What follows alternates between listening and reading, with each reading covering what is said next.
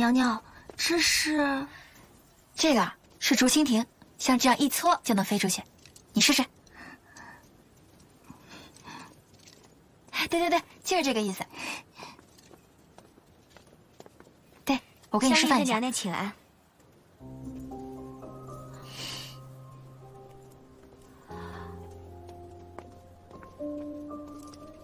他们是谁啊？娘娘您忘了，3个月前的选妃大典，您发了好大一通脾气，陛下疼您，所以才将此事推迟了。秀女们现在还住在听芳院呢。选秀，宫女，她要选妃啊？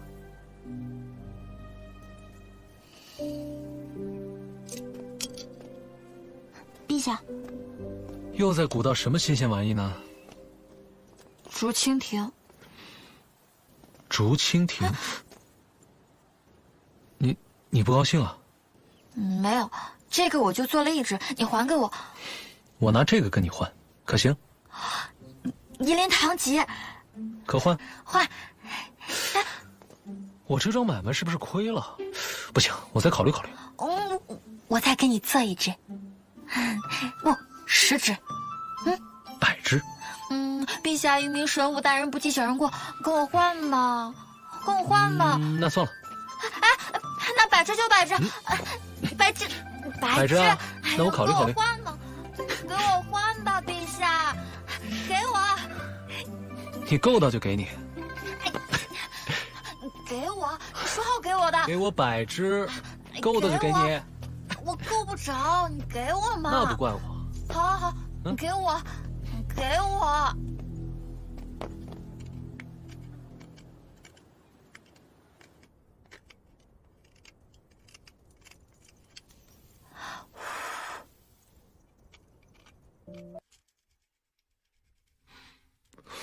这是什么？这是心。心？在我的故乡，可以用工具看到人类脏器的形状，这个就是心的轮廓。为何做这个？因为心之所想便是心意，人最重要的器官就是心脏，不可或缺。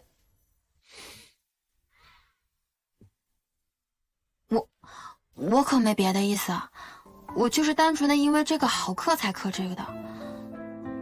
你要是喜欢，你就拿去。我喜欢。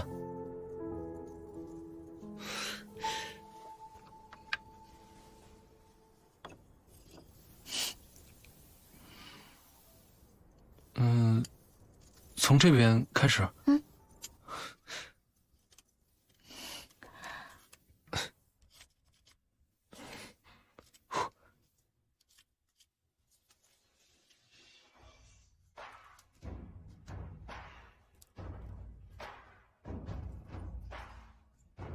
这样。那边。当月亮引起汹涌潮汐，我试图靠近，却跨不过命运的距离，被搁浅海域。你是否能读懂这份心意？期盼你回应无法说出的秘密。如此，便是交换心意，可对？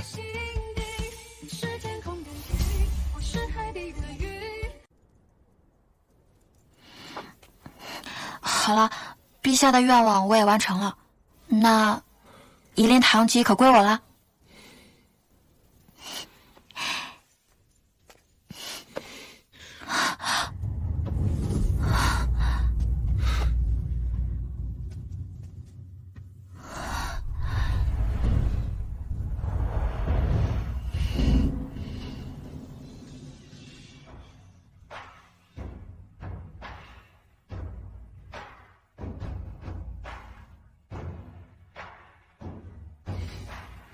比起陛下，我更希望你能叫我的名字。真的可以吗？当然，我们之间可以自在一点。风之离，风之离，叶静安，心动隔着宿命，怎么传递？当月亮引起汹涌潮汐，我试图靠近，却跨不过命运的距离，被搁浅海域。你是否能读懂这份心意？走水了！不好了，听风院走水了！放肆！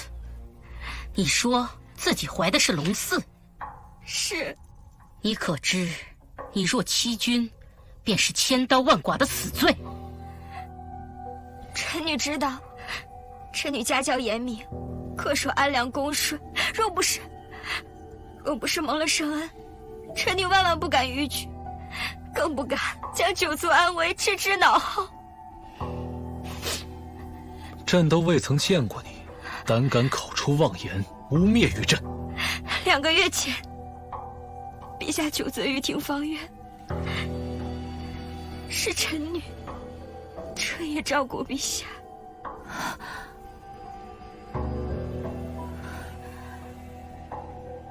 皇帝，可有此事？嬷嬷，太后刚下人传话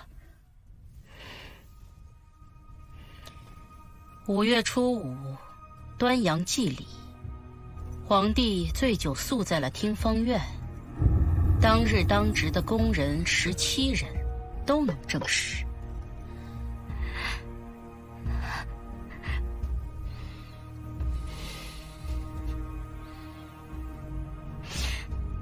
臣女福薄，不敢奢求名分，更无意让家族蒙羞，让陛下忧心。谁料今日廷芳院突然大火，你能死里逃生，想来是天佑龙胎。母后，他腹中到底是何人血脉？现在下定论，恐怕尚早。入宫的秀女都是验过身子的，听方院里别说是男人，就是内侍也不得出入。这孩子还能是谁的？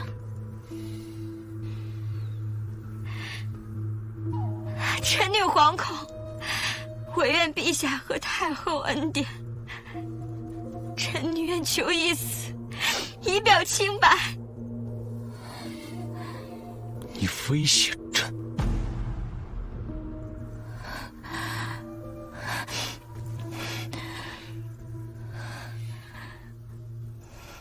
臣妾身体有些不适，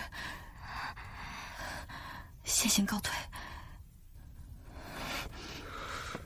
皇帝，孰轻孰重，你可清楚？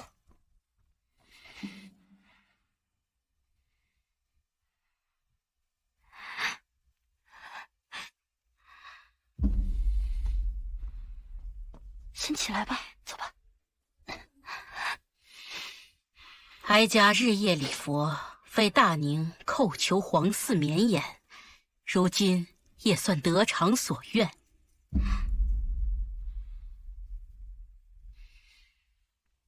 虽不合宫规，但到底也算是一桩好事。文氏，臣女在。哀家今日破例擢封你为昭仪，赐号惠，往后在宫里啊，要安分守己，安心养胎。谢太后。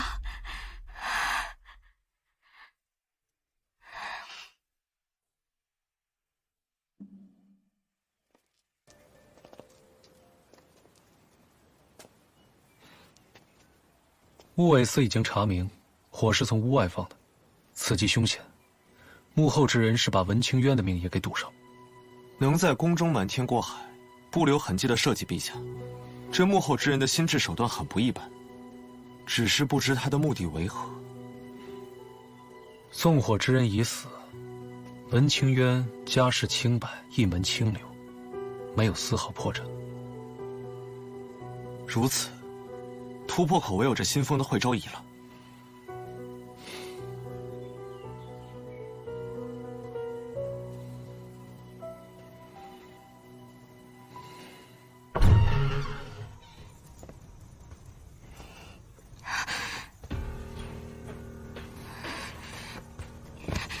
参见陛下。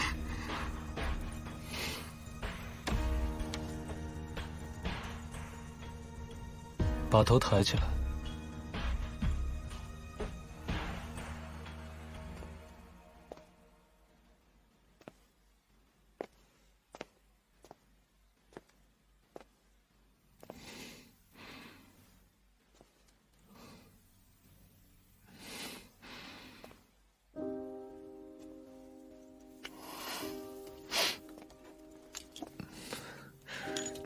又在整理你那些小破烂啊？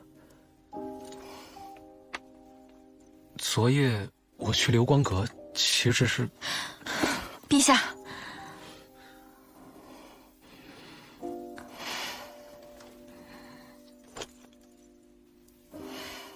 您来的正好，我正好想跟您请示，允许臣妾出宫游历。游历？你要出宫？为何？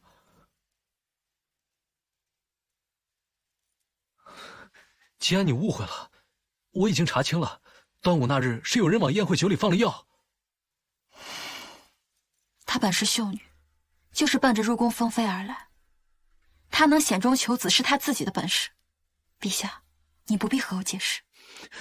我跟她毫无瓜葛，她腹中的孩子也不是我的。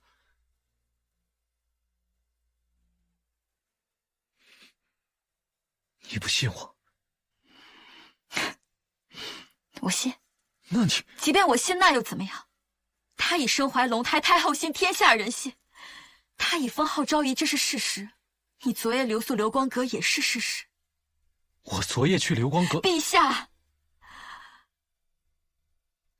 我们之间的问题根本就不是文清渊。我不明白。你是陛下，而我只是你后宫妃嫔妻妾中的一员。就算没有文清渊，以后还会有其他人。可我心中只你一人。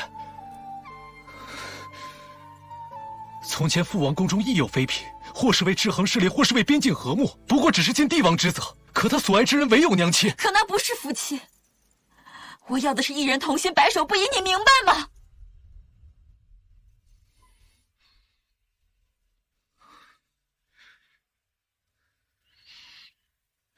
一心一意，一生只一人。我的心爱之人不能和任何人分享，就算只有名分也不行。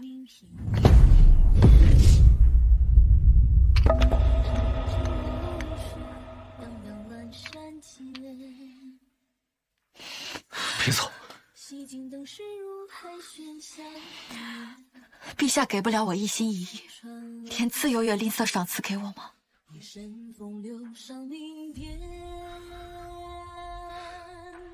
我派安慰送你。不必了。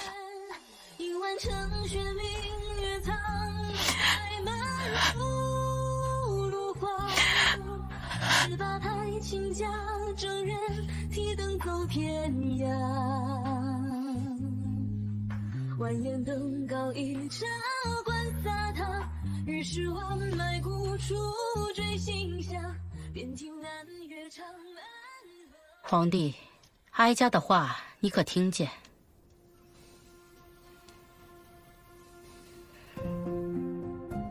皇帝，大圣的韩王有意迎娶昭明为王妃，此事你怎么看？大圣不过一个边陲部落，韩王年过花甲，他田敢开口要迎娶大宁的长公主？若非昭明对婚事一拖再拖，又岂会至这般尴尬的境地？他已年之念我，再不完婚，我大宁的天家威严何在？皇姐平定边关之乱，于大宁有不世之功，此时强逼他和亲，恐有伤民心。昭明一个女儿身，却偏偏要上战场舞刀弄枪，这才把心都舞乱了。若她能下嫁大圣，边境永安，也不失为一桩佳话。况且那韩王对她也是真心的敬重，王妃之位也不算亏待。可那大圣韩王早已有数十名王妃，皇姐堂堂长公主之尊，岂不太过委屈？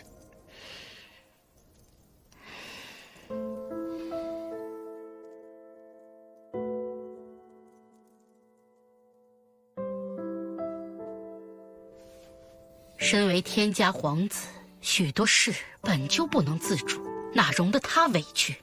人家的请婚聘书已经到了，若此事没有个交代，恐两境交恶。儿臣心中有数，儿臣尚有要事，先告退了。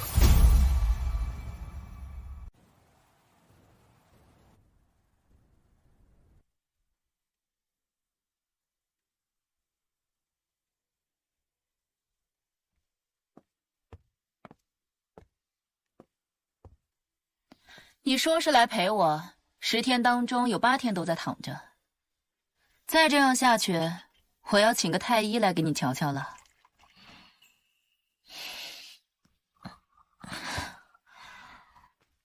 殿下，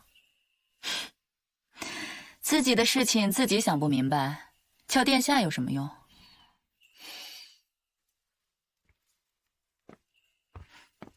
那殿下的事情呢？解决了吗？你且等着看就是了。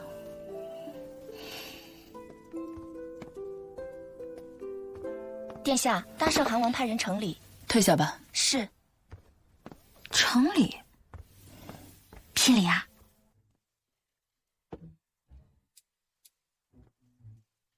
这怎么说也是个韩王啊，这聘礼怎么就这么点？什么聘礼啊？这是老韩王的人头，想看看吗？不必了，不必了。但是，这到底是怎么回事啊？呼延彻是左部藩王，他野心很大，只等一个机会。现下，大圣也到了换王的时机了。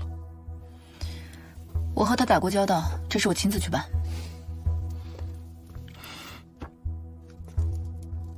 你和他，我会给他一个交代。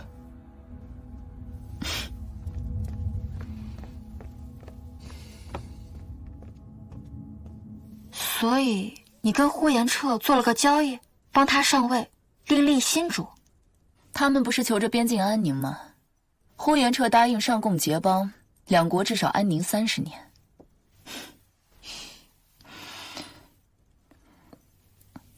我15岁上战场，为大宁立下的战功不知其数，但纵使如此，我仍无法自主婚约，只因我是天家女儿。他也一样。我们自小生活在高墙之中，规矩森严，但又是和气有幸。父皇和娘亲是同心相许。可先皇也有其他嫔妃，他们苦守冷宫，何其寂寞。天子无上尊贵，但与其相应的桎梏就会更加繁重。但父皇终其一生都没有放弃抗争。在皇家想要一心，可太难了。但若是心间，总能搏一搏的。世间哪有什么绝对的事呢？你问问自己的心，可愿就这样放弃？殿下，贵妃娘娘，不好了，宫内轻变，陛下遇刺，圣宫垂危。什么？当真？乌韦斯传来的消息，属下不敢妄言。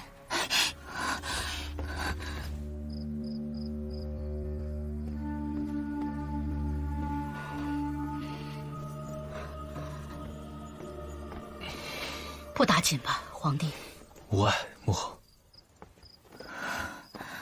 众爱卿也都看到了，会昭仪文氏陪侍，朕特遣3守卫，却不料被他行刺。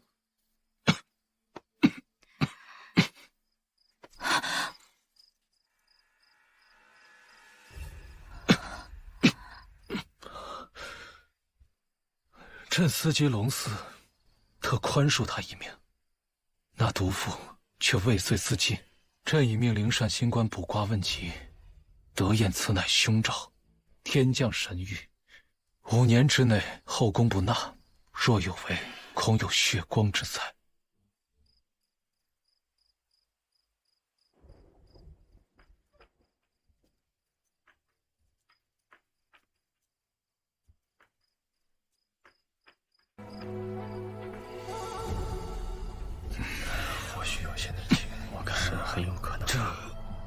这惠昭仪正当隆恩，如何会冒此大险？是不是有什么误会啊？天子寝宫，人赃并获，哪有误会？刺伤圣躯可是诛九族的大罪，这蛇蝎妇人也算是恶有恶报。那毒妇固然不可原谅，但皇嗣又何辜啊？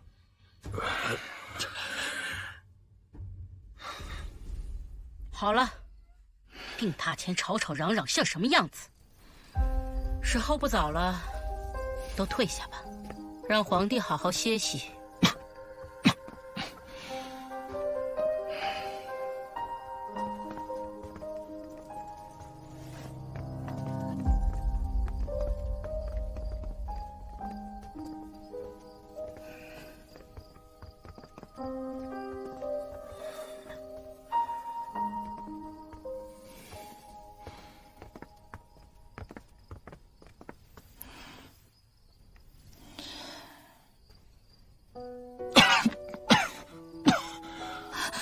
风之灵，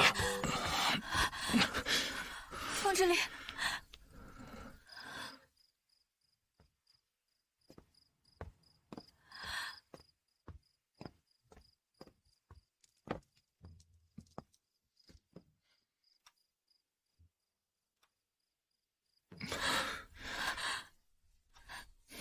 风之灵，你怎么那么傻呀？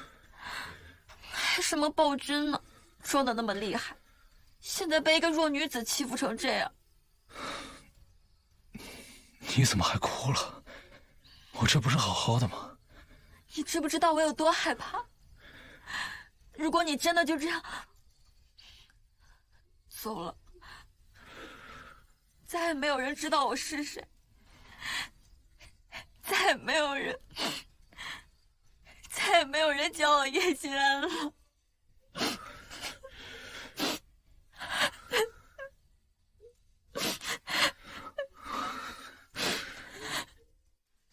对不起，静安，我不想我们之间嫌隙再深，所以才想尽快了结此事。今夜之事是为了让文清渊诈死脱生做的一棋。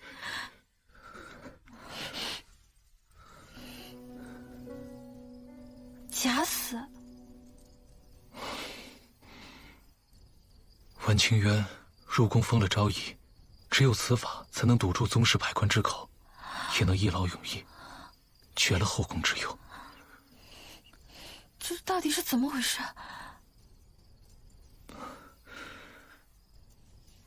我那日留宿六光阁，其实是对文清渊用了入梦的法子。我想查探出他背后指使之人派他入宫到底是何目的，却探出文清渊有个情郎。什么？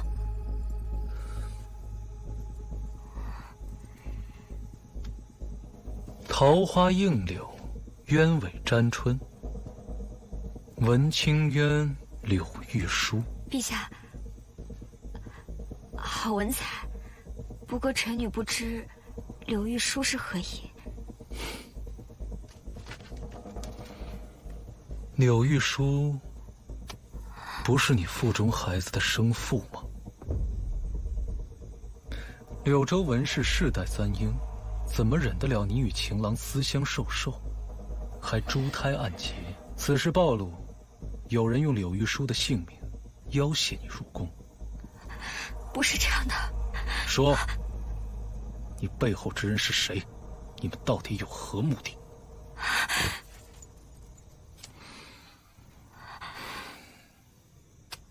那人敢在听芳院外放火，就证明他根本不把你的性命放在眼里。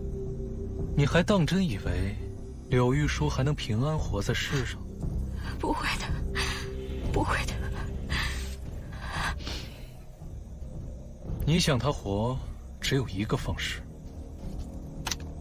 朕的耐心不多。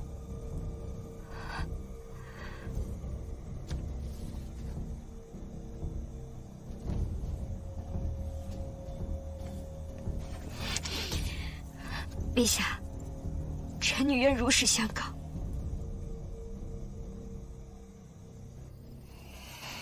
原来是这样啊！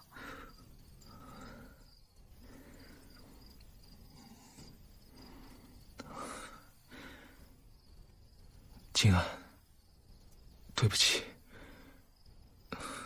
从前是我未能体谅你的忧虑，是我之过。我生在皇家，父母恩爱融洽，我便以为那就是好的。可是现在我明白了，你说的对，心上人不能分享。什么规矩礼制，我本也不认。即便我信你，真心不疑，但你是皇上，天家制度，自古难越。静安，你常说在这个世界上，没有人认识你是谁，我亦如此。在他们眼中，我是皇帝，可我只有在你面前，我才是凤之离。我想了解你更多，我想知道你喜欢吃什么，你来自哪里。我虽然不知道大宁离你的故乡有多远，但在这里，我愿做你的故人。静安，我答应你，日后绝不再有人入后宫。等我了却了心中之事，我就不做这个皇帝了。我陪你一起游历人间，做最平凡的夫妻。但求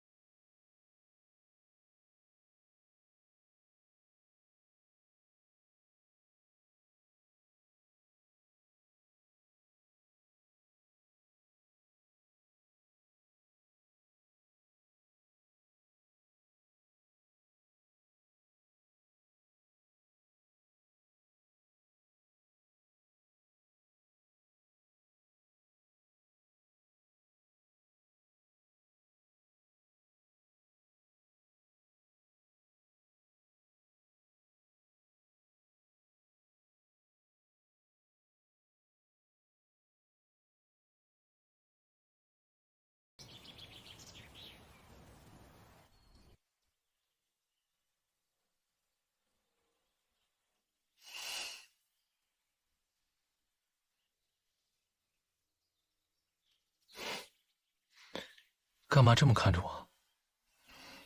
就是觉得很神奇。我千年后研究过的人，现在就在我的眼前。研究？这是何意啊？你不是好奇我是从哪里来的，是干什么的吗？我是从很久很久以后来的，在那个时代，你、大宁朝都已经成为了历史。而我的工作呢，就是探寻历史，还原真实。我的老师也是我的养母，是她引领我走上这条道路的。她却在工作中因公殉职。那你说说后世是如何评我的？后世说宁安君是赫赫有名的暴君，称得上是遗臭万年。他最好摸人脑袋，常常换一排人上朝，然后挨个摸人头顶，挑一个最合心意的砍下来把玩。这么一传，着实害人了些。遗臭万年不远。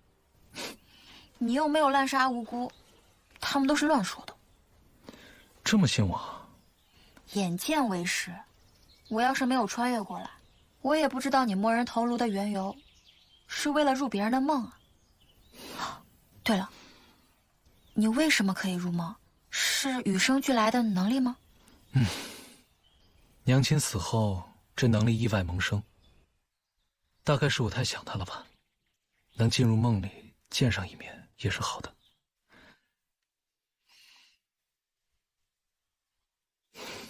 都过去了。时过境迁，真真假假。这么看来，这历史上最公正的史书，也无法还原真实。此话何解啊10载，我厉贵妃于宁安13年，亡于自己的生辰宴，死于长公主之手。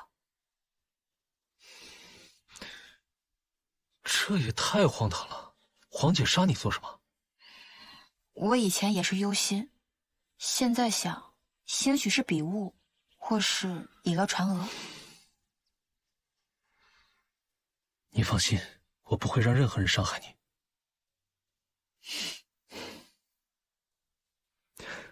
对了，我本想着此番事了，就去公主府接你回来。这是我从娘亲那里学来，赠与心念之人的礼物，打开看看。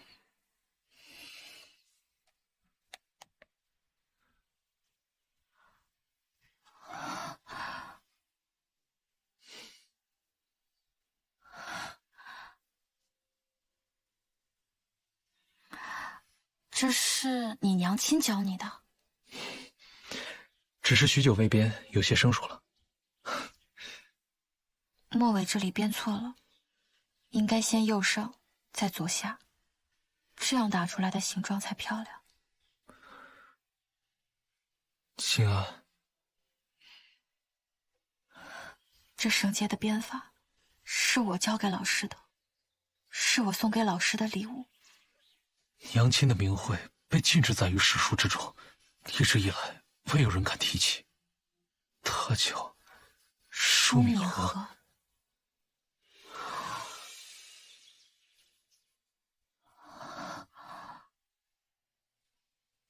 舒敏和，凤之凡，凤之丽。他知道自己无法被历史记载，所以就将自己的名字拆开，放在了你们的名字之中。我真是太傻了，原来谜底就在谜面之中。我说怎么初见你时便觉得熟悉呢？原来我早在娘亲口中与你见过千百回了。老师向你提起过我，他是怎么说的？明明身份尊崇，所盼皆得，可娘亲却时常显得孤寂。我那时候不明白，便时常缠着她问。娘亲只是一遍一遍地编着这个花绳，给我不断讲一个女孩的故事。娘亲常说，她孑然一身来到这里，可她知道，她并不是一无所有。那孩子在想她。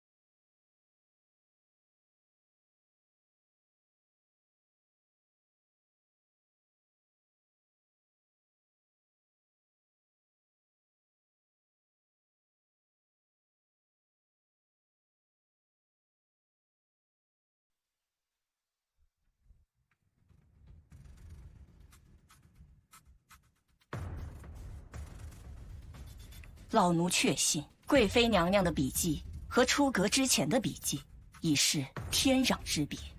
确有此事？千真万确。笔迹与以前大不相同。如此说来，上次回府时他的言行举止确实跟变了个人似的。若非异端入体，又如何解释这些反常？我早该将他们都杀了。若这注定是他的命，就别怪我心狠。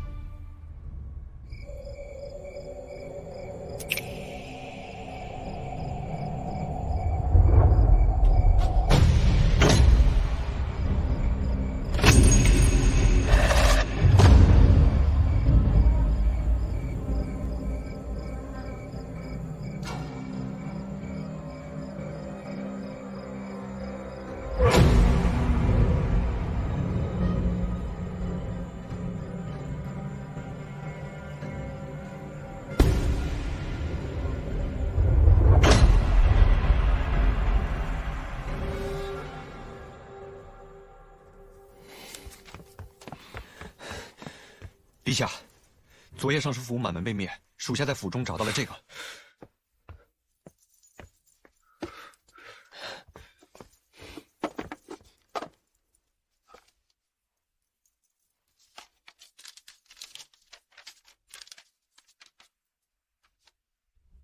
驻颜术，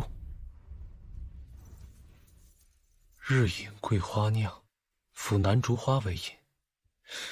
你速善制香，看看此方子有何玄机。禀陛下，这是一剂毒方，看似美味药材十分安全，搭配在一起并不冲突。问题就出在这药引之上。此花为乌江圣花，香气凌人，花期阶段盛开之时便近死亡，荣枯不过转瞬。娘。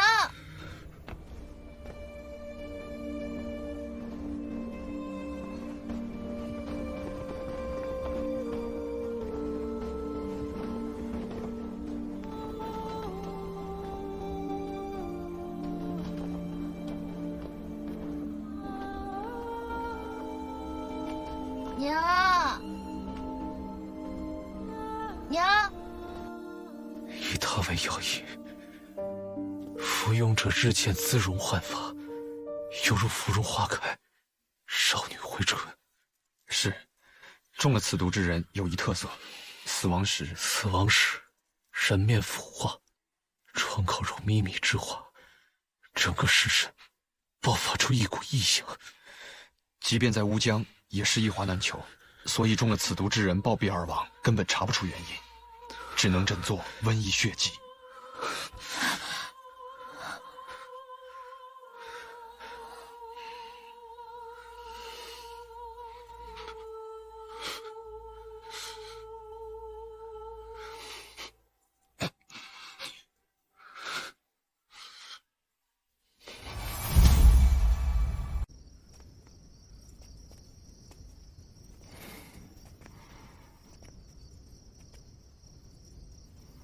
静安，我很想他。你入了那么多大臣的梦，在他们的梦里，你就没有见过他吗？没有，一次也没有。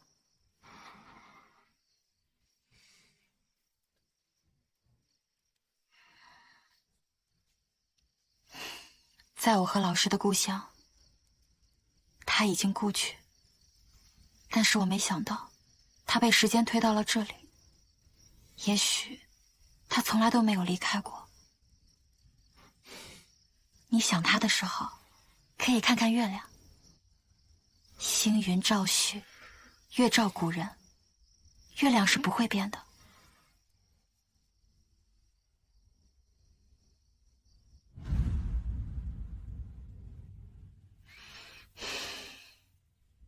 娘亲，你在想什么呢？在想家。娘亲的故乡，此时也该是明月高悬吧。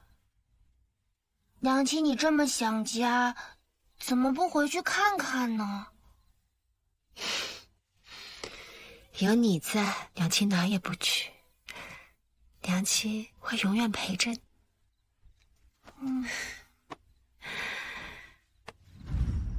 娘亲这一生从不与人交恶，她是这个世界上最仁慈良善之人。可我不明白究竟是什么人会害她，还用了如此残忍下作的手段。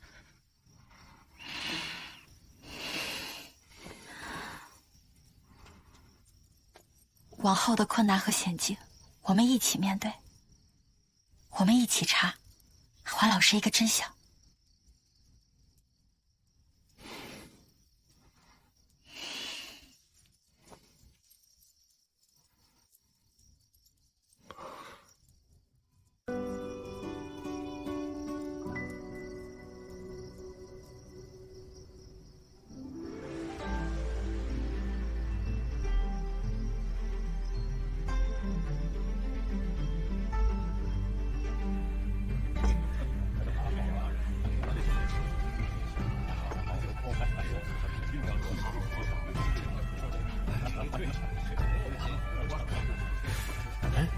这么大的场面，怎么不见太后娘娘和长公主殿下？哎，太后素来喜静，日日在永福殿诵经礼佛，怎么会来这儿？殿下自不必说了，谁人不知他视这位为眼中钉？陛下早早便将殿下支去赤云营训兵去了。陛下驾到，贵妃娘娘驾到。陛下晚安，恭祝贵妃娘娘生辰，娘娘心安万福，吉乐绵长。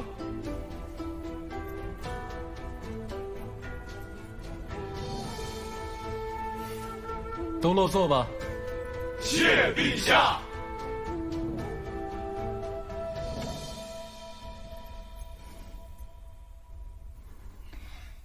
莺歌燕舞，想来诸位早已看惯。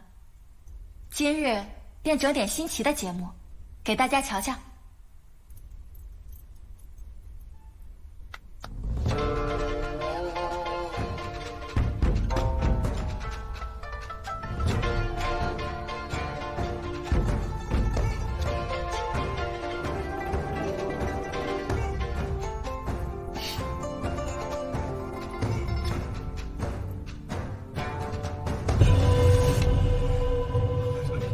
演奏破阵曲，自开朝以来，仅有过一次。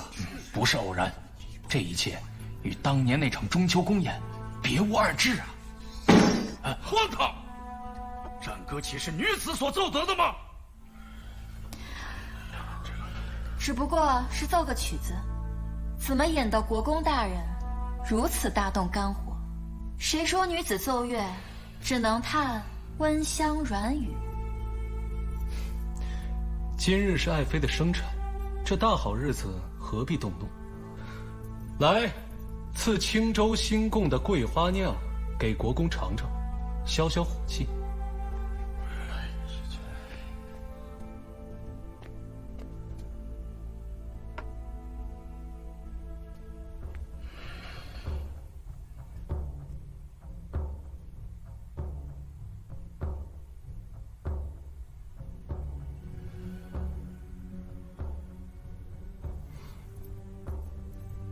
叶国公怎么不喝呀？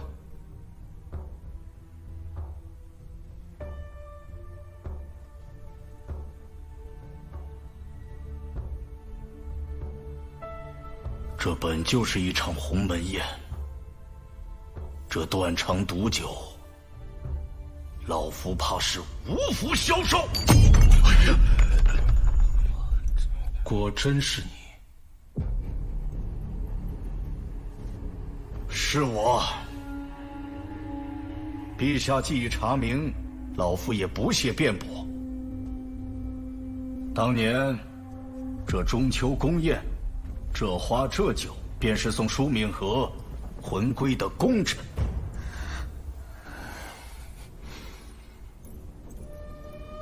母后仁慈，不涉权斗，不争名利，你为何害他？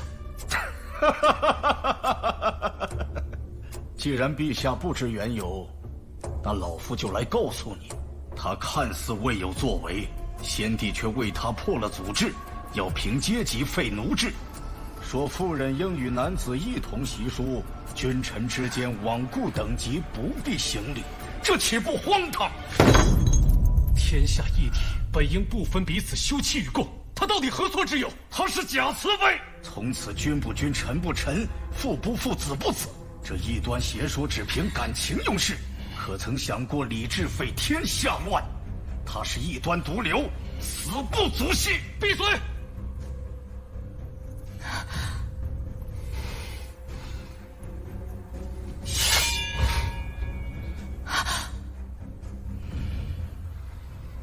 叶挺君，你全盘承认戕害朕的生母，你可知这是必死大罪？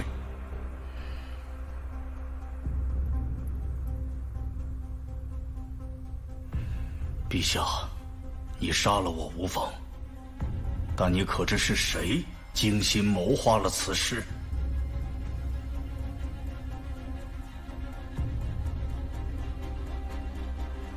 是我们，是我们每一个人。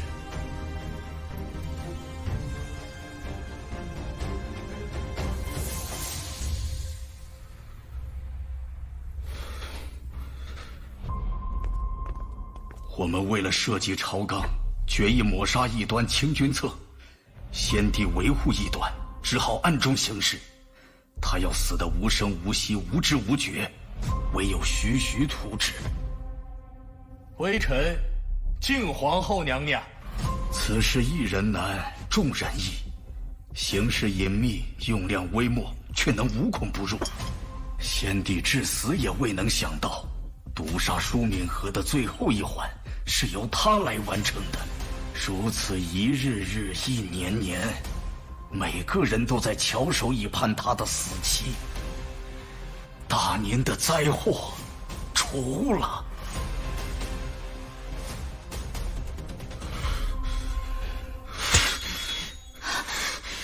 这里，老夫为大宁筹谋一生，只是未曾预料，有一天这异端竟然降生到我叶家。异端？还有异端？难不成？没错，她已经不是我叶家的女儿，早已被异端侵入身体。她就是维护大宁的祸端。笑话！你有什么资格评判他人？就凭老夫敢死赴宴，以明正身。今日我便是身死，来日还有千千万万个我，如同当年一样，誓死抹杀异端。公公，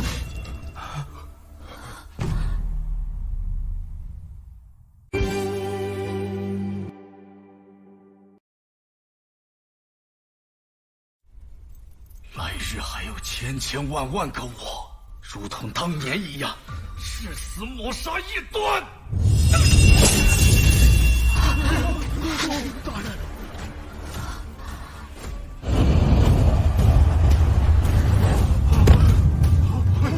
公公，公公，公公，公公，公公。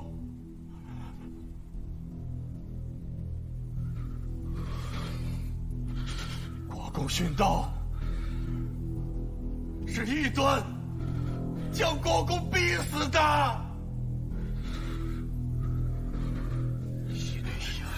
我陛下是为此等害了国公，就是逼死大明的国君必是早日出山才要杀人，你难道不该偿还吗？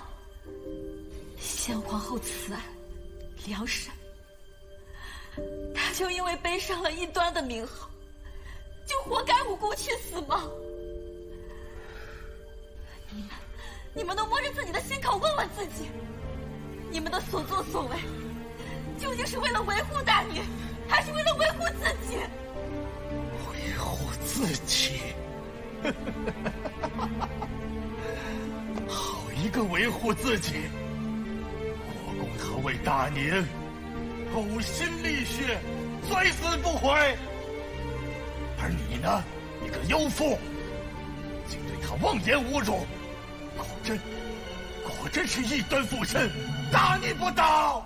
诸位，可知谶言？异端将，大宁亡啊！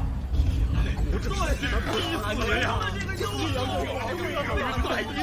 我大宁不要这事，早该除掉了。放肆！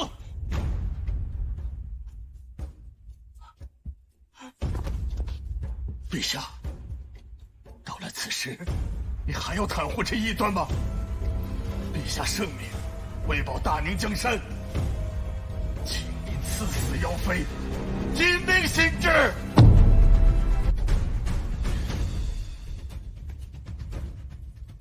请陛下赐死姚妃，即命行之。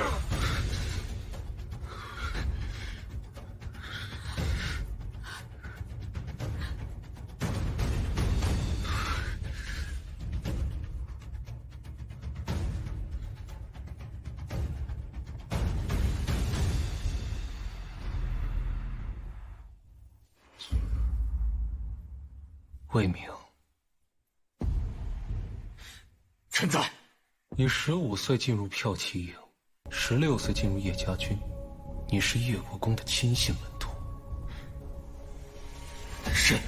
叶国公以死正道，正的是师徒父子，纲常为先。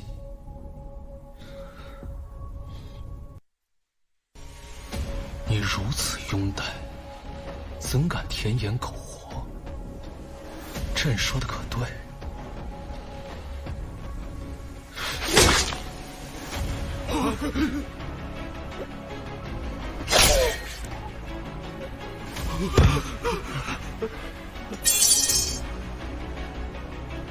韦斯，在。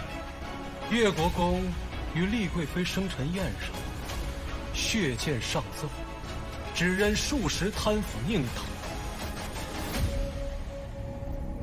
朕感念其忠义，不负其望，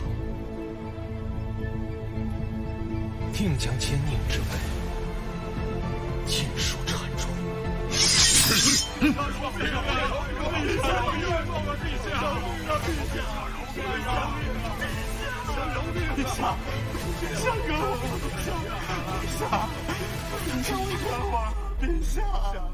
冯之礼，你这无可救药的昏君，去死吧！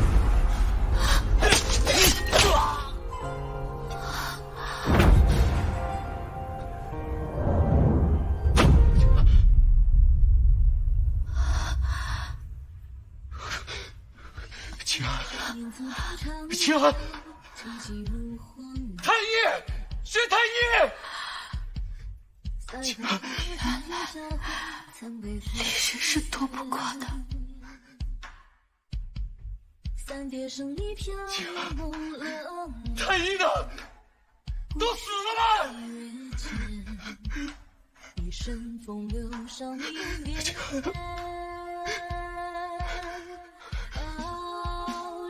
秦安。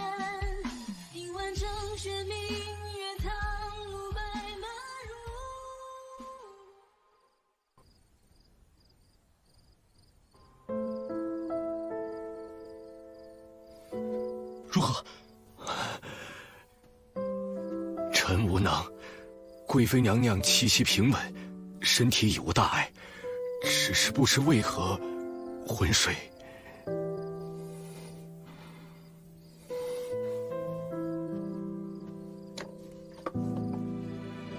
昏睡，梦中。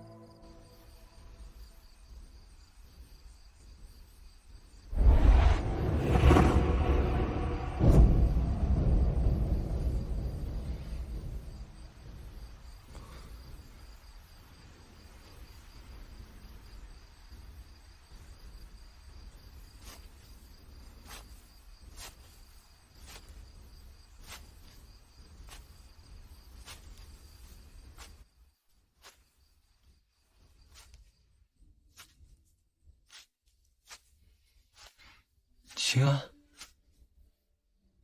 你在这儿做什么？我来看老师，他葬在能看到日出的地方。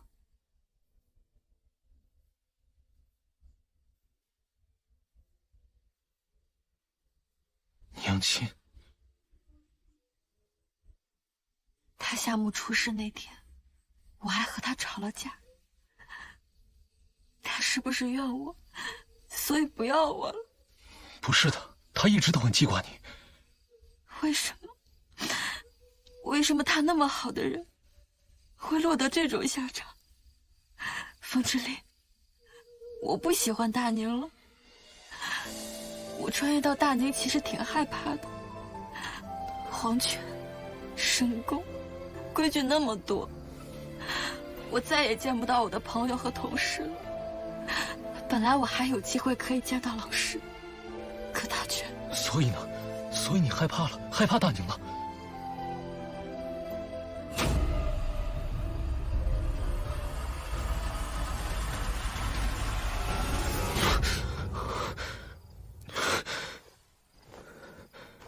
秦安，秦安，秦安。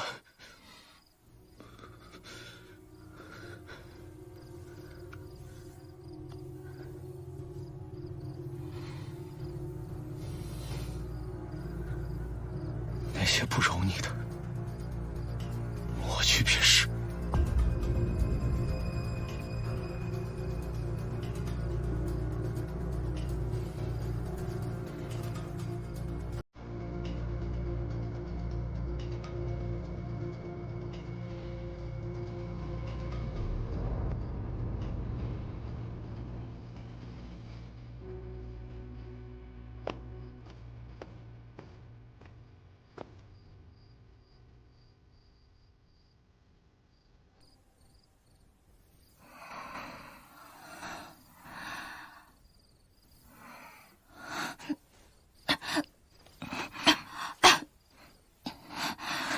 娘娘，您醒了，奴婢这就去喊太医。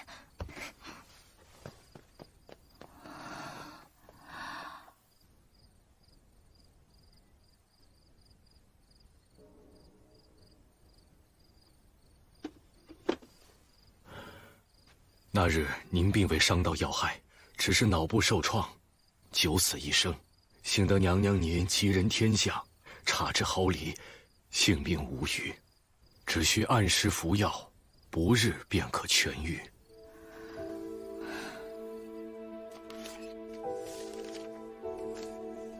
原来，我那时候摸到的，竟然是我自己的颅骨。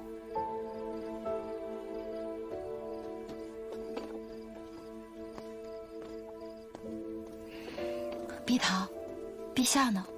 怎么没见他人啊？陛下他……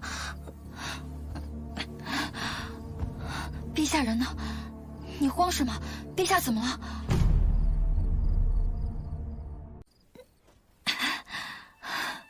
陛下人呢？你慌什么？陛下怎么了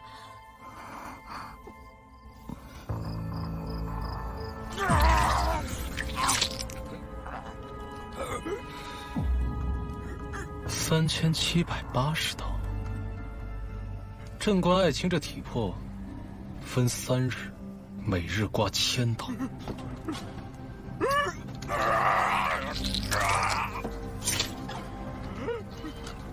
可肉太少了，恐夜里凉。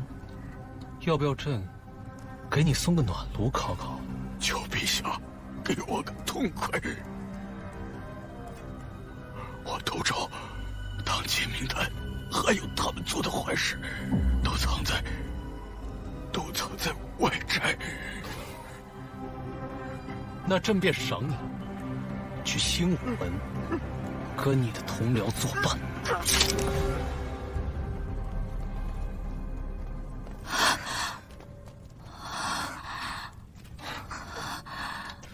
风之凛，你这是在做什么？贵妃娘娘，你不能进。送他回去。是，娘娘得罪了。娘娘，风之凛，娘娘不走，风之凛，风之凛，你在干什么？风之凛，风之凛，风之凛。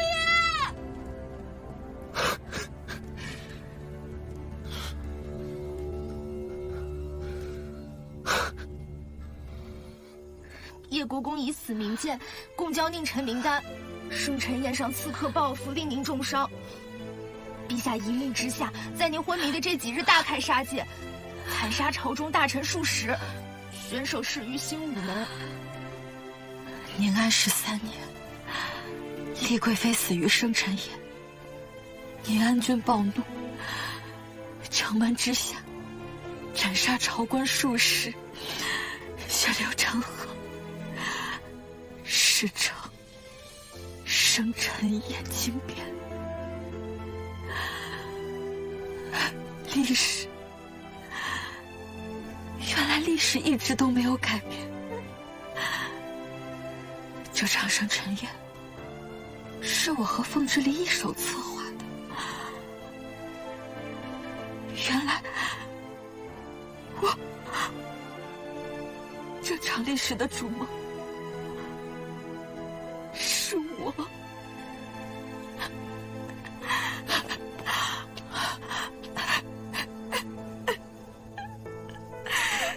是我。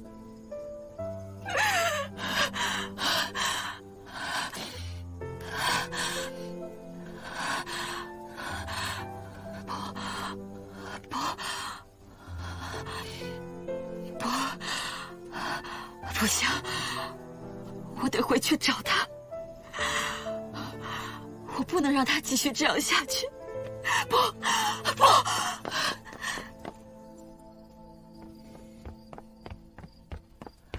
凤之离，你别过来。凤之离，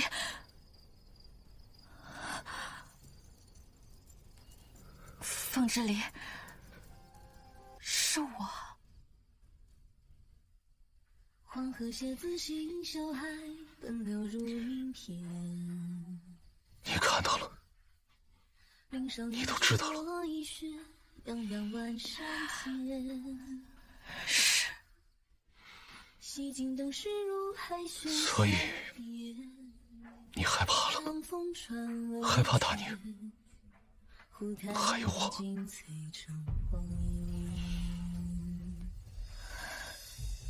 少年曾出长安道，寂寂如荒原。是，我害怕。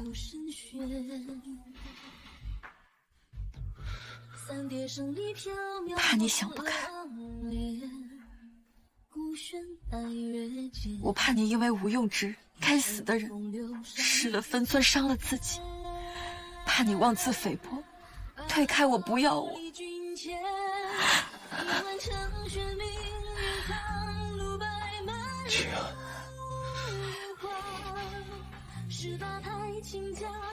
安，老师在天有灵，会得到安息的。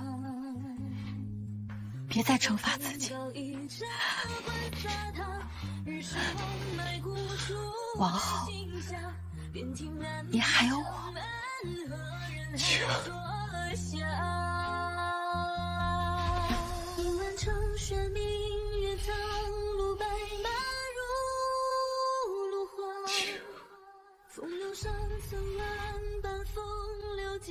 晴安，我绝不会让你像娘亲那样。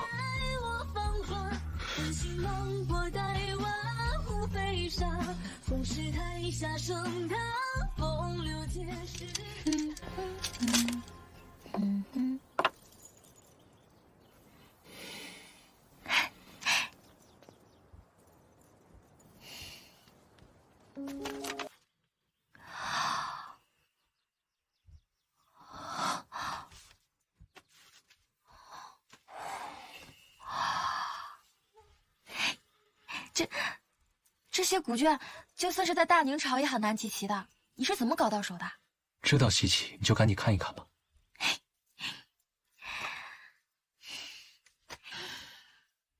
陛下真好，多谢陛下。还有什么想要的？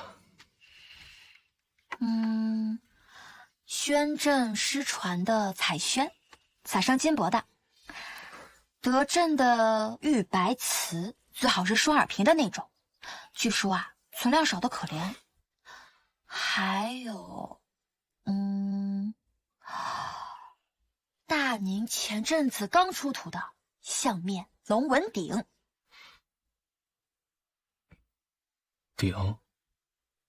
鼎不行，鼎太重了，你带不走。啊，我是随口说说的，不管多轻多重，我都带不走。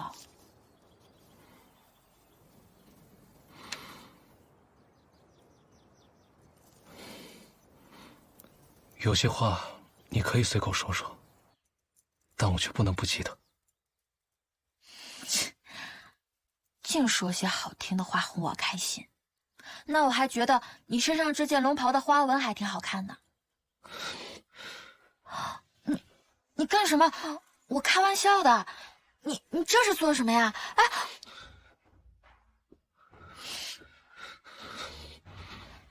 你想要什么，我都会给你。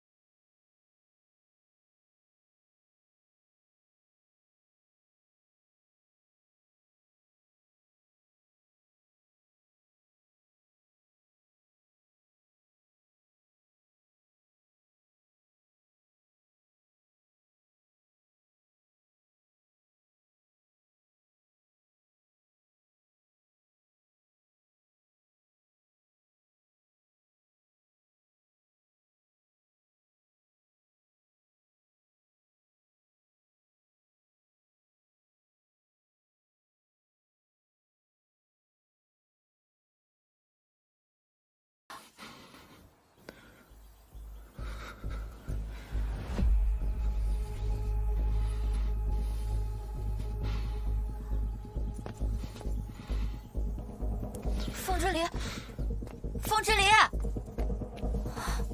怎么回事？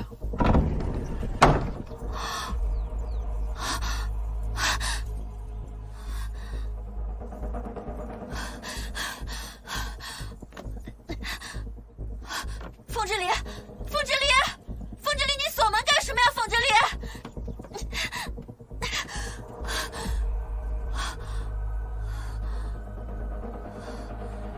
不对劲，凤之离，凤之离，你放我出去！凤之离，凤之离，凤之离，凤之离！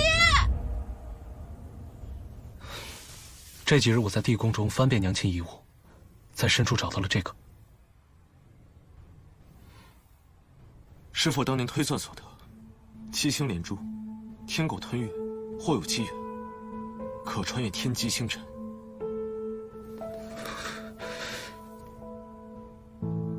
那他为何没走？他如果当年走了的话，那他就不会。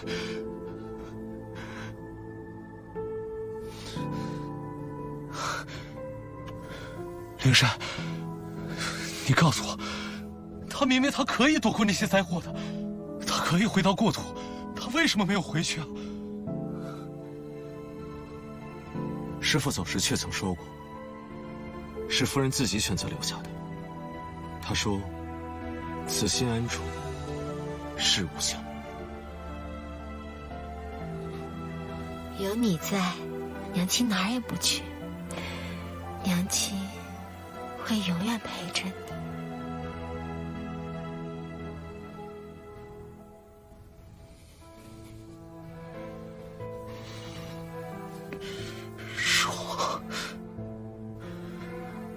是我害死了娘亲。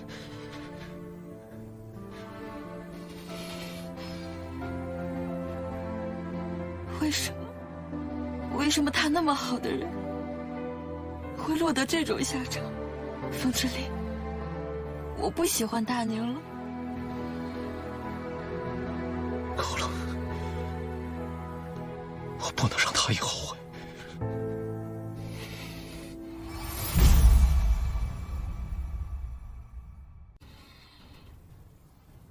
够了，他以后会。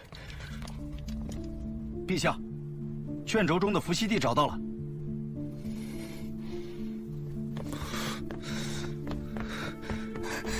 陛下，娘娘已经有2日未进食水了，求您快去看看她吧。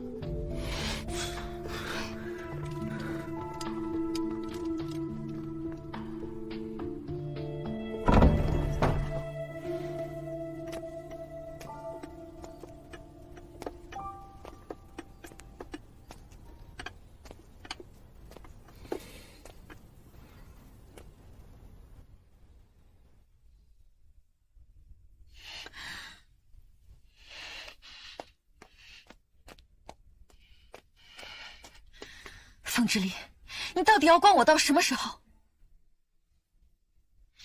你重病未愈，需要好好休息。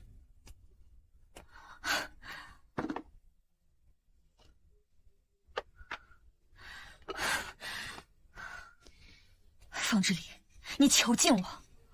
坐下。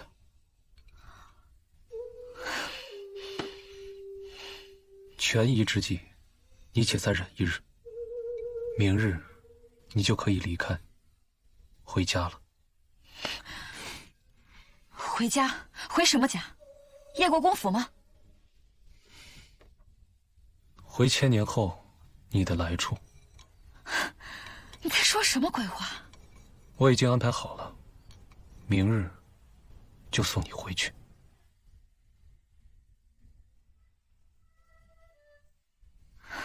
荒谬！穿越时空，跨越千年，你说回去就能回去？我自有办法。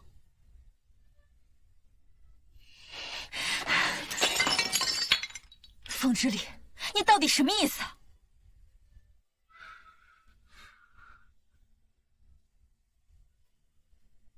我后悔了。什么？当年我留下母亲，可最后呢？是我强留害死了她。这里本就没有什么值得留恋的，你们本应抛开一切，离开这里。是我私心强留，才让你们立于危墙之下，险象环生。这是我自己的决定，是生是死，我都愿意承担。可我不愿意。我已经害死了娘亲，难道如今还让我害死你吗？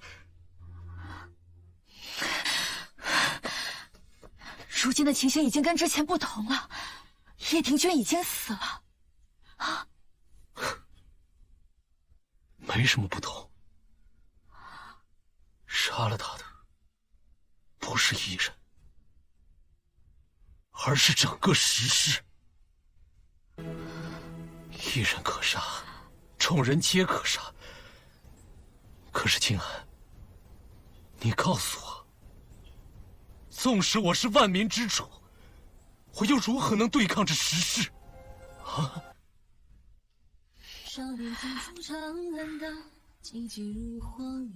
我已命史官记载，厉贵妃于宁安13年触怒长公主，暴毙于生辰宴上。日后大宁再无厉贵妃一事。明日我便送你回家。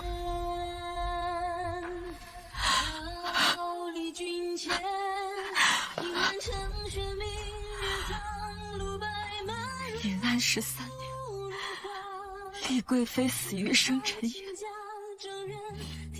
兜兜转转还是回到了这里。历史到底有没有改变？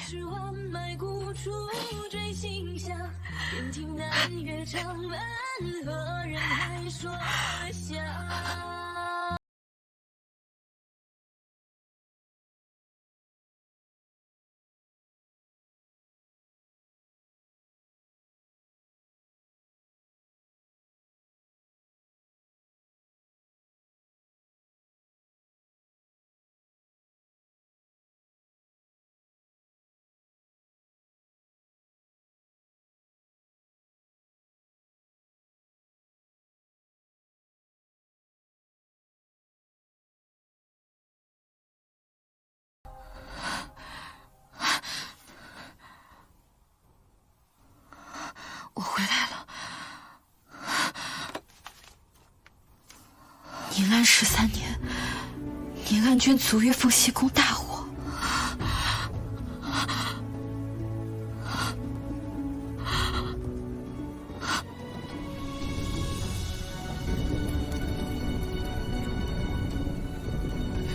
凤之离，凤之离，凤之离，凤之离，不要啊！凤之离，放我下来！我不管你说的什么这个月亮那个月亮，总之我就是不走，我死都不要离开你。凤之离，我不能走，历史还没有被改变，历史还没有被改变，我不能。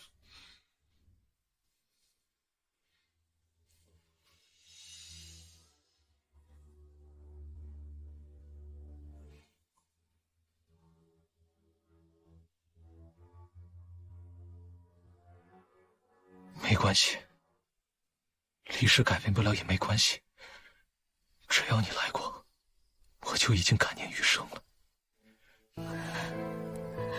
回去之后，不要忘记我。凤之离，我不走。凤之离，凤之离，你这油盐不进的胆小鬼，你专制独裁，你自以为是，我恨死你了，我一辈子都不会原谅你的。只要你还记得我，便是恨我，也是好的。就算你把我弄回去了，我也一定会想办法回来的，凤之离，凤之离，凤之离，你给我等着，凤之离，不要！天地昏明，红月高悬，及时即止，错过今次，就要再等100年。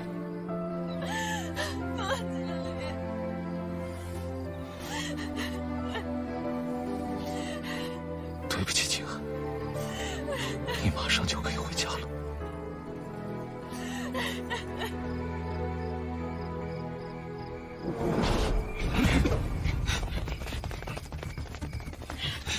糟糕！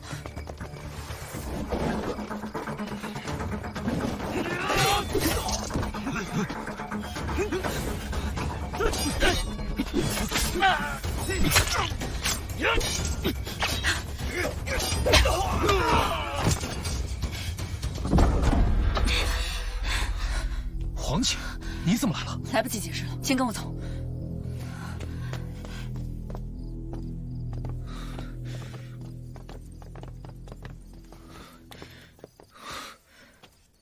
黄姐，你为何会去伏羲庙？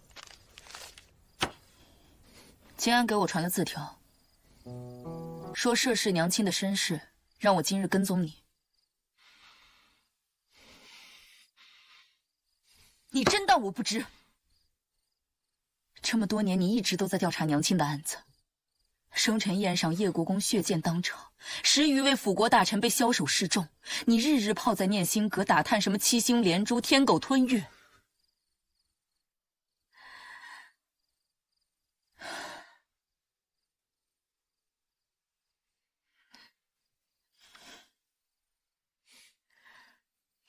傻孩子，你不懂娘亲。她其实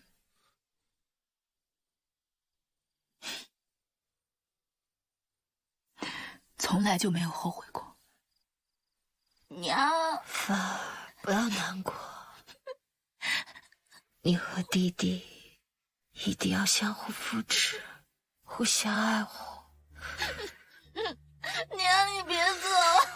小公主，娘亲从来没有后悔过来到这里，有你和知弟，我很知足。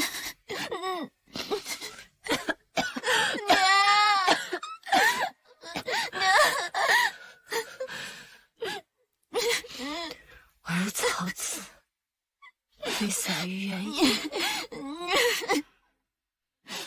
我将死于野火，静候春归。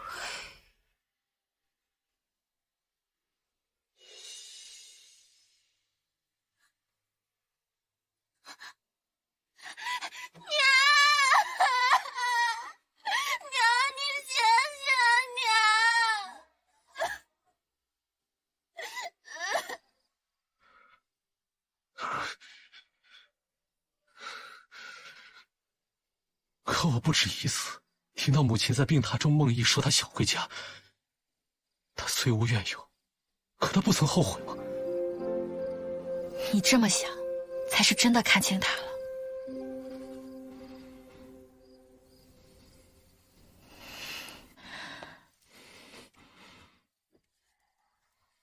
在大宁，有你，有殿下，有先皇。你们一家人和和睦睦，他守着真正之人，为心而活，又怎么会后悔呢？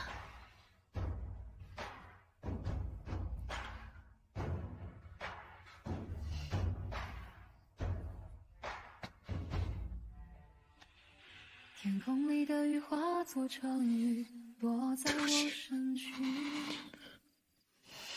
与你相隔着几千万里，心泛起涟漪。是我忧于心魔，差点害了孤单像深海有对不起。心动隔着宿命，怎么传递？当月亮引起汹涌潮汐，我试图靠近，却跨不过命运的距离。每个缺海域，你是否能读懂这份心意？对不起。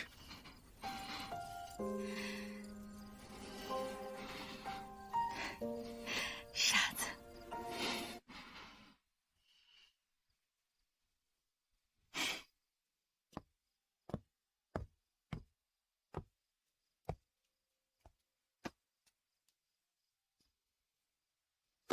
林珊，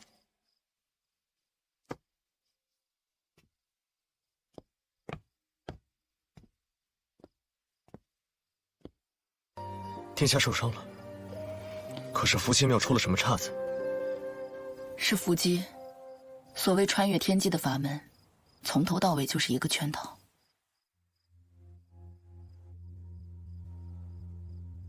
这穿越天机之法，是仙师当年偶然所得的一本古籍中所在。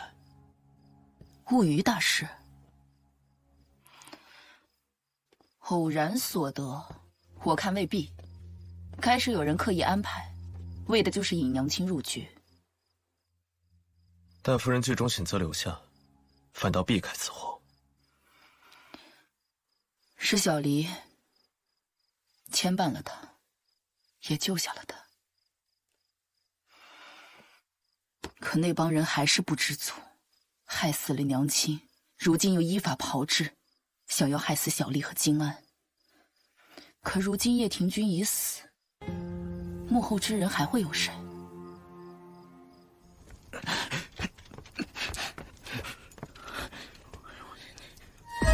废物！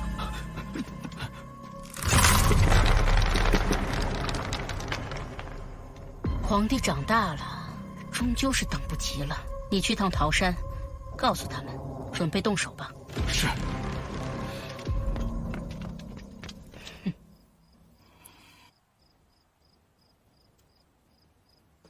那本古籍长什么样子，你可还记得？它就是寻常的样子，实在没什么特别，记不清了。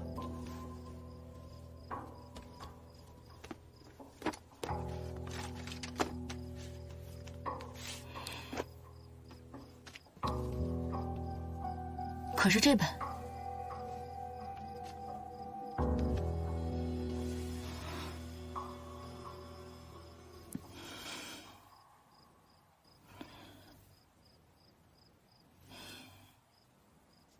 我要大婚了。大宁朝的规矩，公主皇子最迟念5大婚。明年立春，便是我25岁生辰。灵珊，这些年我与你的攀缠纠结，到底是有期限的。你以后别再送我桂花糕了。为何？我父皇说了，我是万民的公主，不能有所偏爱。我偏爱桂花糕，梅花糕和梨花糕就会觉得不公。我以后便不会再吃桂花糕了。这是我的第1枚玉舍，是我最最珍爱之物，要送给最珍爱之人。殿下，我不能收。为什么？若偏爱一物，他物会觉得不公，人也是如此。陛下再点拨你。我觉得父皇说的不对，不爱一物，如何爱万物？不爱一人，如何爱万民？既然是本公主送你的东西，你收下便是。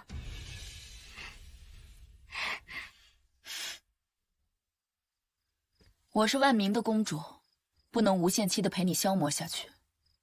如今你可以告诉我，你究竟作何想法？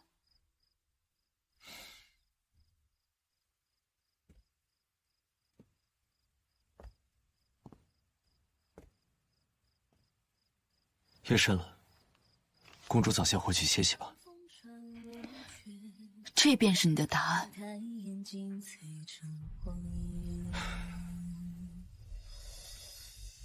殿下是万民的殿下，岂能偏爱一人？臣是方外之臣，蒙殿下错爱了。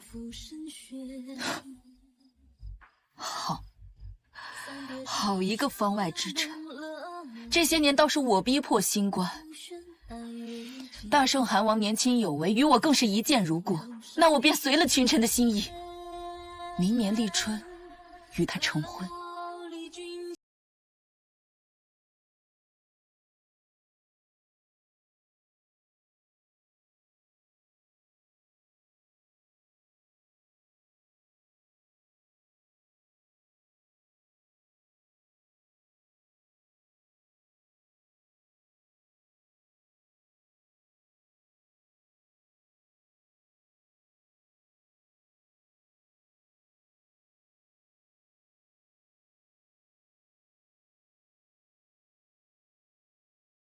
那我们做个了断吧，你把我的玉舍交还我，这平安符我也物归原主。这符既有公主平安，便是无用之物。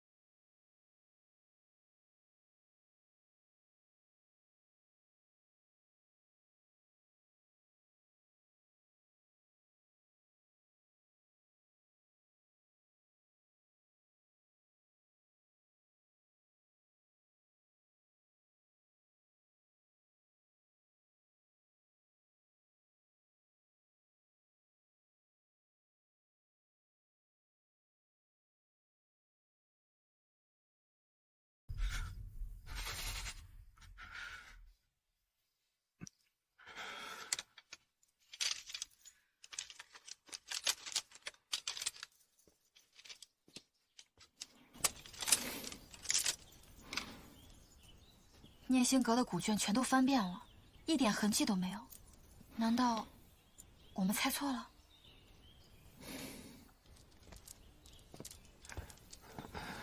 陛下，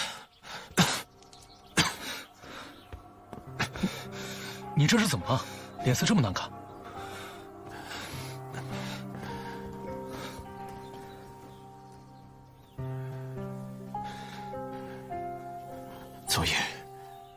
见我师父了。师父在太后册封当晚作画，临终前，他留下了一句话：“微尘动，明镜碎；阴霭起，必朝阳。”如今想来，微尘动，明镜碎，不正是你入梦破梦之句？阴霭起，必朝阳，却与太后册封、少帝登基有所关联。古卷上并未记载太后和乌月有什么关系。必朝阳，听起来颇有微词。难不成这古籍圈套与太后有关？总归是条线索，是与不是，一试便知。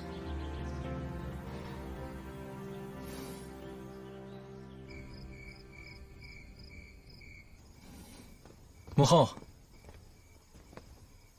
这么晚，皇帝怎么来了？儿臣给您送来了安神汤。母后，您常年在碧霞寺礼佛诵经，想来儿臣也不曾服侍在您身侧，今日有空，特来陪陪母后。你有心了。我来为母后梳头。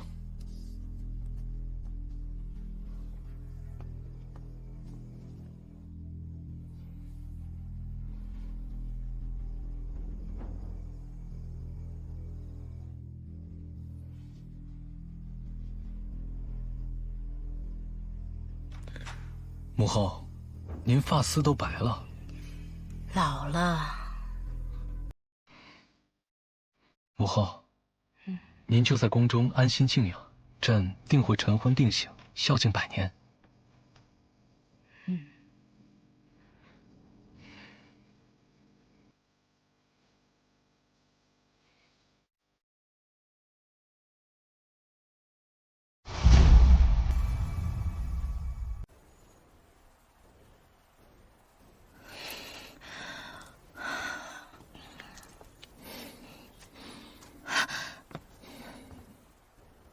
怎么样，入梦了吗？没有入梦。想来，若是入梦对象心智刚强冷硬，更胜于陛下，则陛下难于入对方的梦中。太后果然不是一般人，那怎么办？需寻得对方心智动摇之机。陛下以往故作暴虐，也是为了惊吓那些大臣，惊惧之下心智动摇，方才更易入梦。可是，太后会怕什么呢？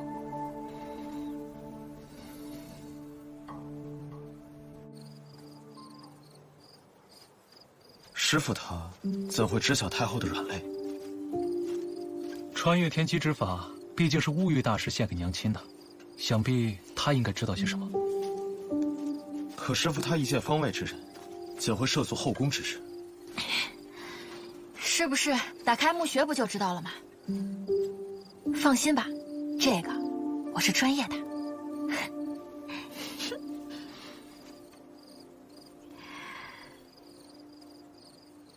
墓呢？就在此地。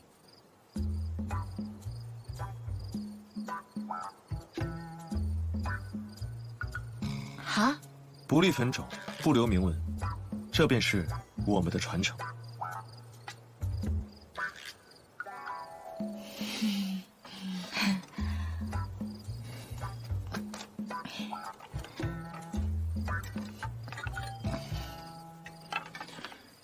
太后册封当日，乌玉大师为何提出那番提点？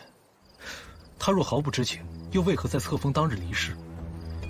他内心不安，才会露出破绽。人总喜欢把秘密带进棺材里。对于此事，这也许是一种缄默；然而对于后世，这是证据，是线索。人死后，墓穴会帮助墓主拼凑出他的生平。乌玉大师，得罪得罪。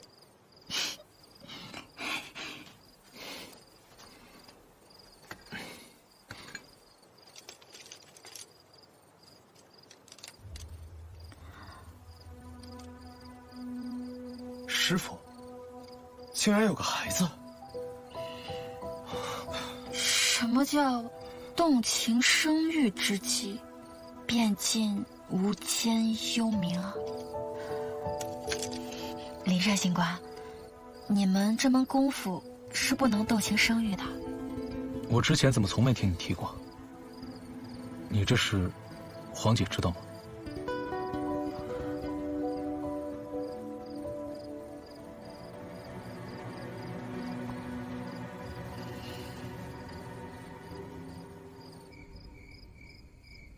放心吧，我已经派暗卫进行查探了，应该很快就有消息了。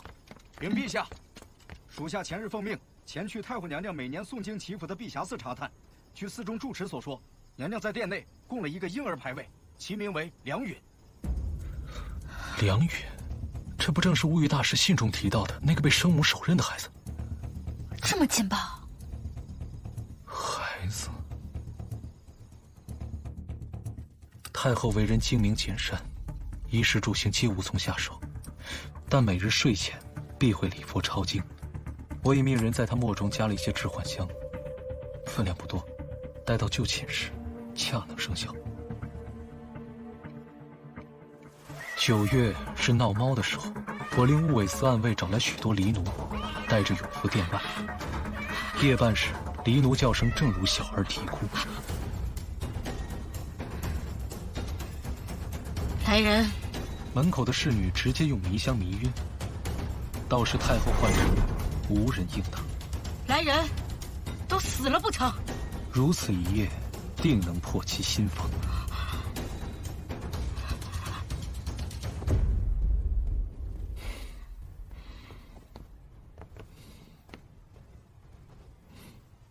母后脸色不好，叫太医来请过脉了没有？就是有点头疼罢了，不碍事。儿臣帮您按摩一下穴位。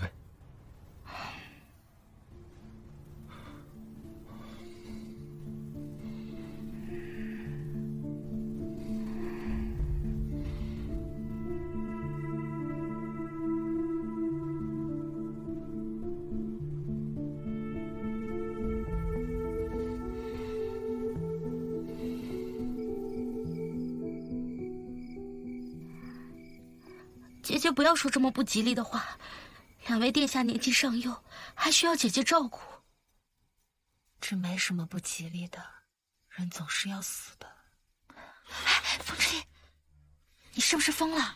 这里是太后的梦境，假如她看到你的脸，这个梦境就坍塌了。你也太莽撞。可是我从来都没有梦到过她，从来没有。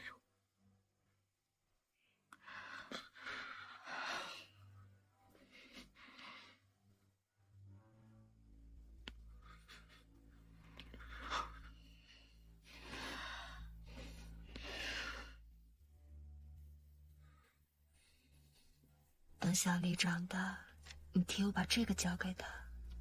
她年纪还小，也没有小凡坚强。我怕我死以后，这孩子走错了路。男女有别，昭仪深夜前来臣子居所，并不合适吧？事关立储大事，这是叶国公和太后，本宫也顾不得那么许多了。立储，圣上唯有一子，乃皇后中宫嫡出，这储位之事，难道还有什么悬念吗？圣上与姐姐有一子不假，可是他们还有一女。荒唐！这天下间岂有聘姬私臣、阴阳倒置之事？皇后这是要令公主上位登基？我也劝过陛下和姐姐，可我只是一介妇人，怎好干政？这些国事还得仰赖国公大人这等肱骨重臣。哼，舒氏这些谋略心胸，还是没有的好。若女子人人都有这般做派，那天下岂不是要大乱？说来，陛下与姐姐正在推行新政，举办女子乡学呢。这日后想来是要能人辈出了。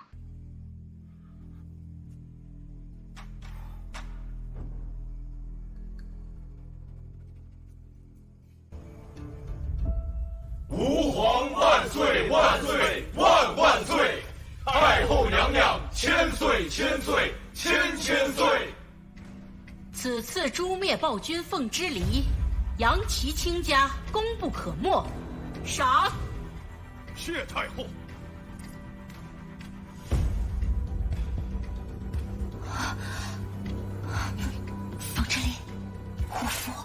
护肤？谁在朝堂上喧哗？谁呀？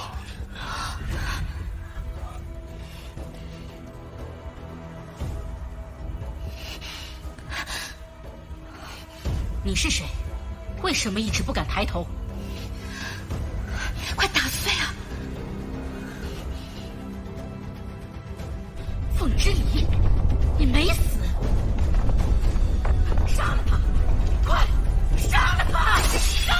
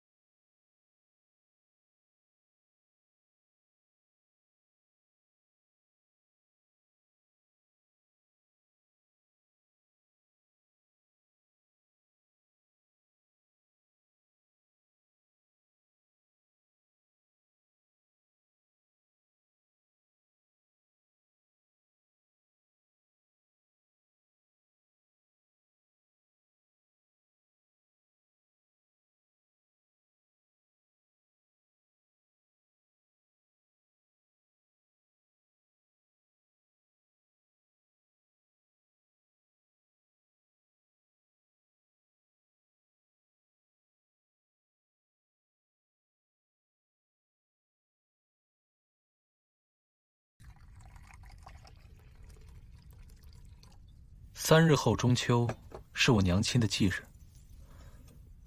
我欲请太后娘娘亲率宗室，百官祈福，素斋3日，以表哀思。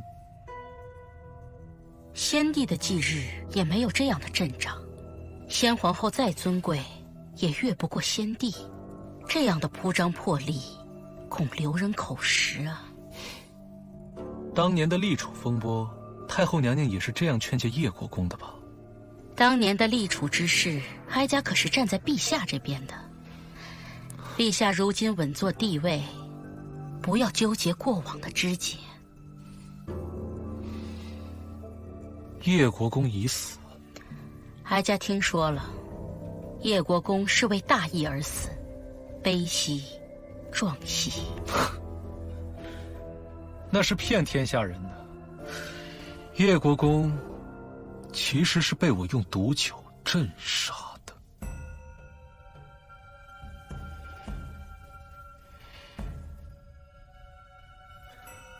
他因为当年听信了太后娘娘的几句谏言，对我母亲心怀怨恨，伙同内外大臣数十人毒杀母后。竟有此事！我当年劝谏叶国公，只是为了支持陛下登基，没想到他竟会将矛头对准姐姐，也是我无意之举，害了姐姐。果真是无意吗？陛下，这是什么意思？我17岁和先皇后相识，在宫闱州携手走到最后，我是他最信任的人。这一点，我倒是丝毫不怀疑。他临终前是不是还交给你一样东西？是，姐姐给了我一封信。还给我。时隔日久，我要找找。外面在闹时议，在找到信之前，太后娘娘还是先不要随意进出宫闱。陛下是要软禁我？不，我是孝敬您。您就在永福殿诵经礼佛，有何不好？3日之后就是中秋，也是你母亲的忌辰，到时来找我，我把信给你。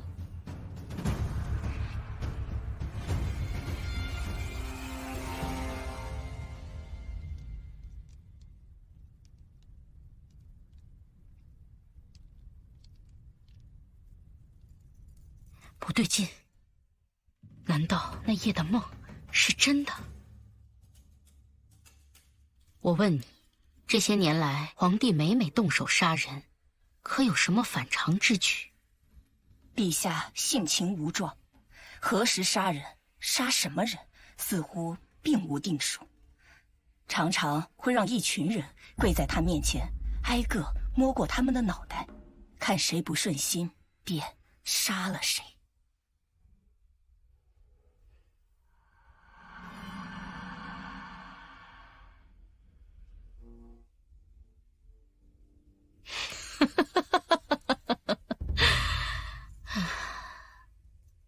不对，并非如此。他并非想杀人才摸人的脑袋，而是摸过脑袋才知道该杀什么人。我仿佛记得物语星官送我的书中记载过这么一件入人梦中的奇闻。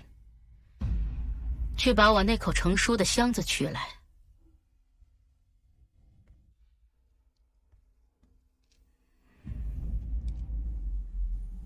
还有这个袖剑，你拿好。不行，要不你在衣服里再加一个锁子甲。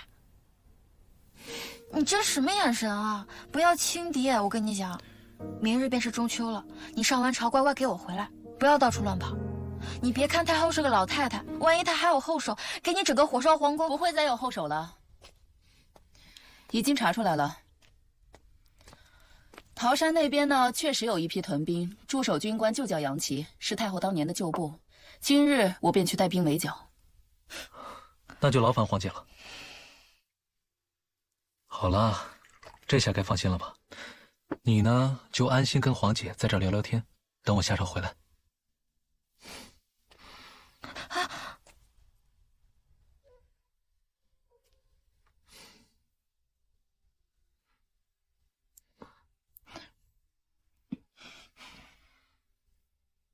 一切都会解决的，明日过后，你便可以心安了。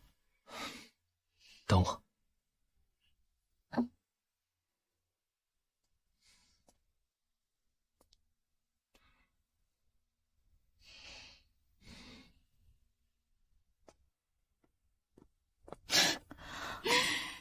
行了，再看他也不会回来的。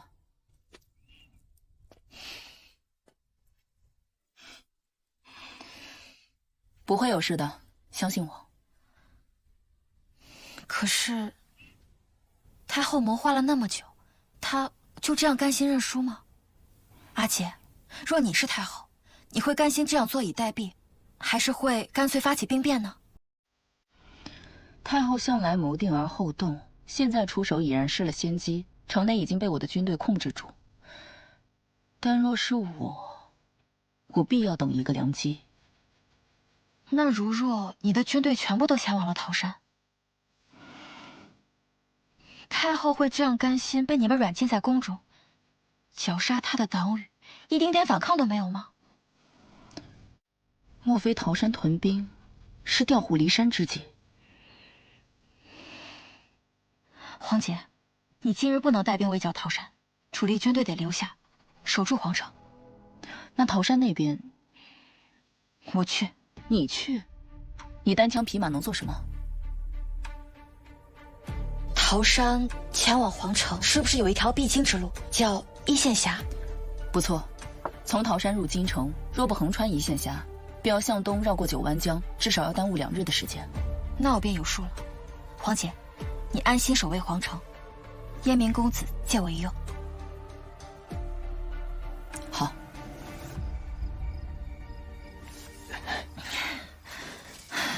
厉贵妃，我们这是做什么呀？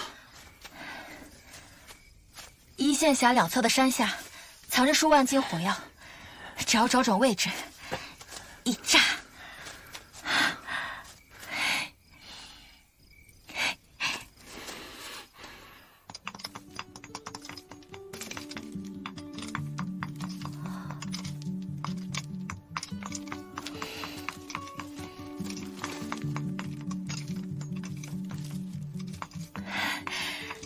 发现了疑似石油痕迹。采样封存，回实验室验证一下。竟然是真的，古代真的有石油啊！中国使用石油已经有2000多年的历史了，最早在《易经》中就出现过。宁安13年，这里还发生过一起爆炸事件，据说两侧山体倒塌，堵出了逃山前往皇城的官道。老师怀疑是人为爆炸，有人选择了绝佳的爆炸地点，引爆了石油脉矿，山体内的天然气发生了剧烈反应，从而导致山体倒塌。发现疑似引爆点，既然快过来拍照记录一下。哎，来了。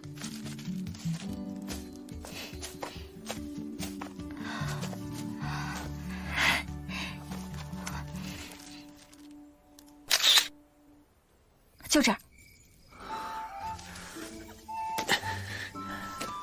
一会儿我们就把这火药捻拉长，在外面点燃就可以了。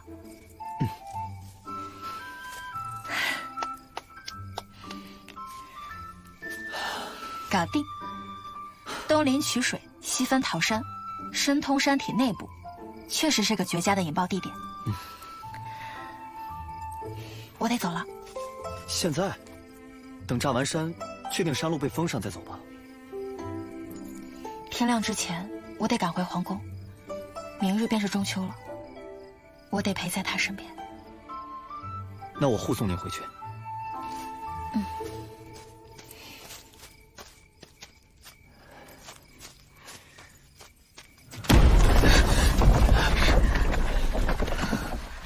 成功了！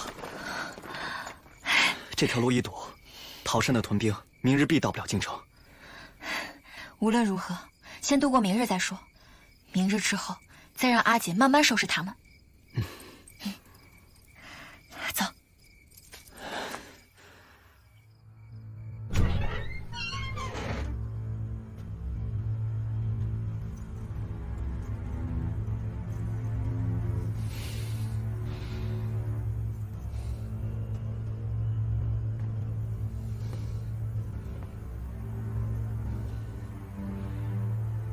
东西呢？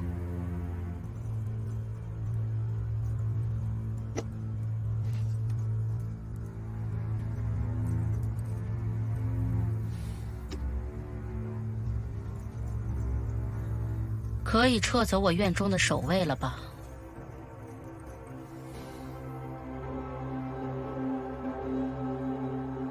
你害我生母，留你一命，已算仁慈。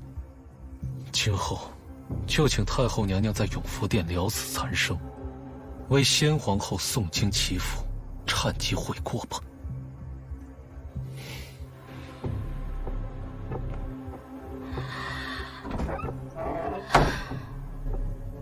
留我一命，好孩子。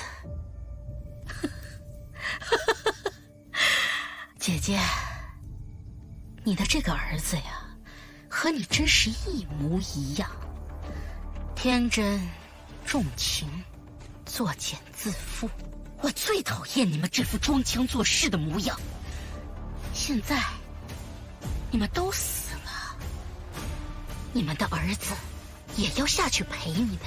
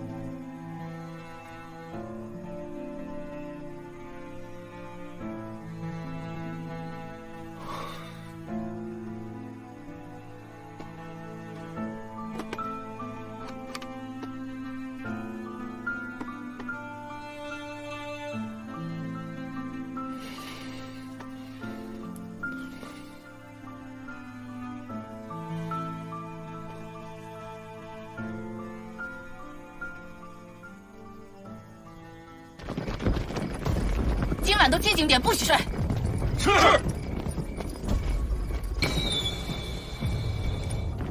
戒备。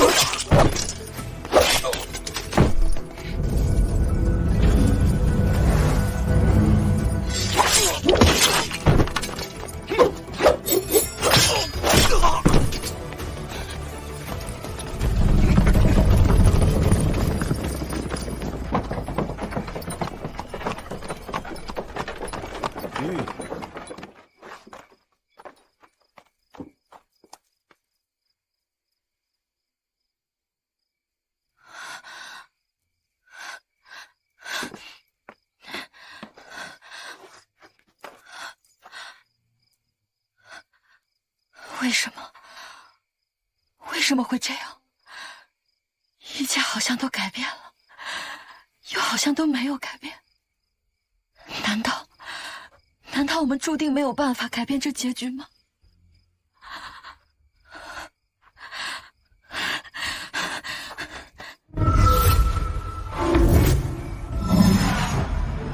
当今皇上暴虐成性，残害忠良，吾等遵太后诏令，讨伐暴君。反贼杨琦，时君俸禄却示众作乱，忤逆谋反，吾功承天命，诛杀反贼。杀！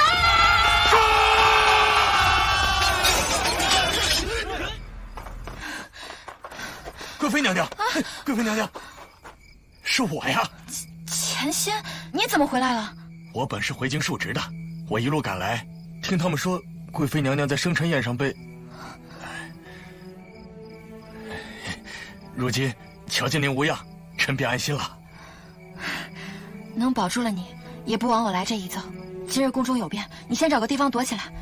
说来日我跟陛下逢凶化吉，我们改日再续。哎，娘娘，您可是要往宫中去？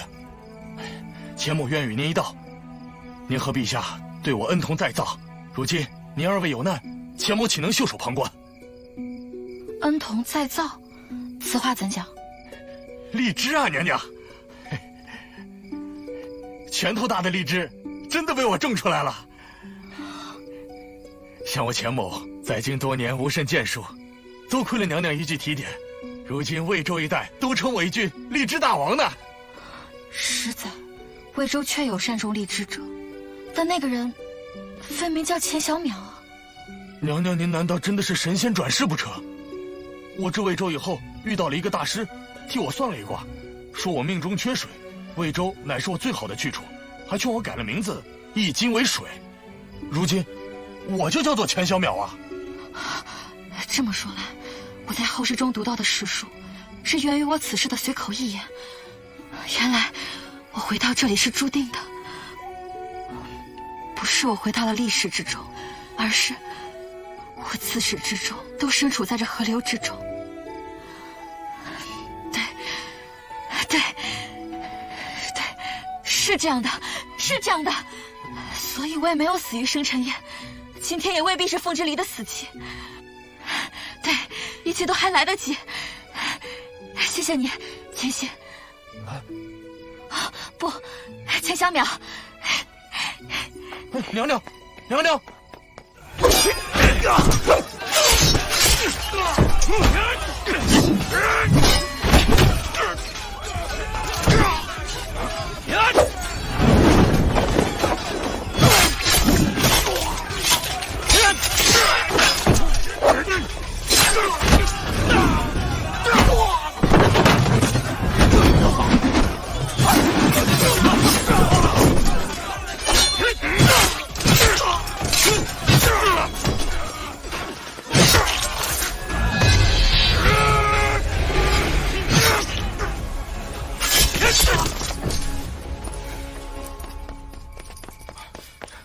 殿下，凤栖宫方向着火了。糟了，叫无为私所去。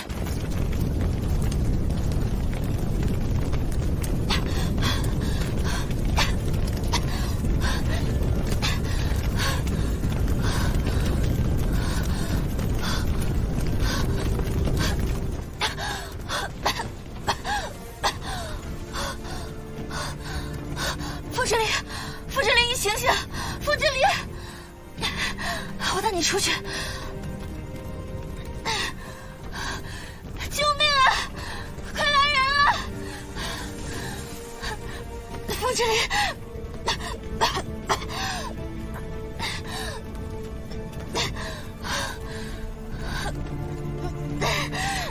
风之灵，风之灵，你一直这么睡下去，我们会死在这里的，风之灵。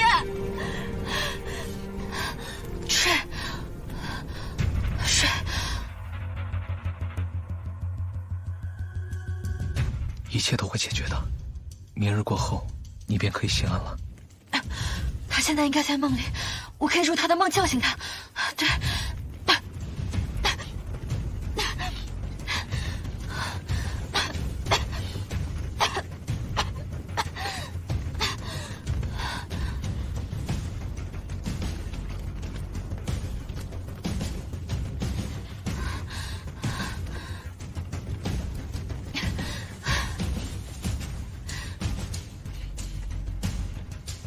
快睡着，快睡着，快睡着，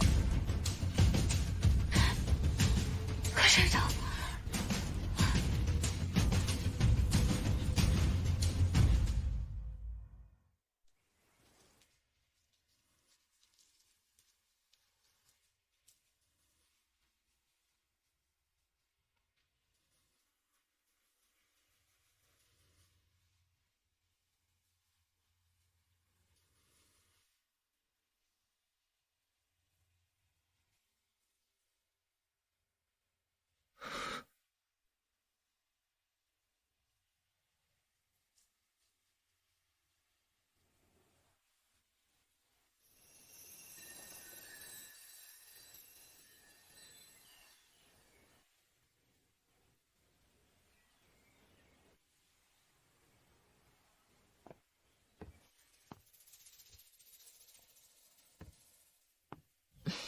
虽说天气还暖和，但你也不能就这样躺在这儿捂气吧？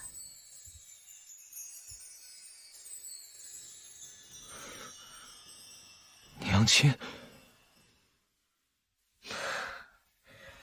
还愣着干什么？快起来，要不一会儿你皇姐又该续你了。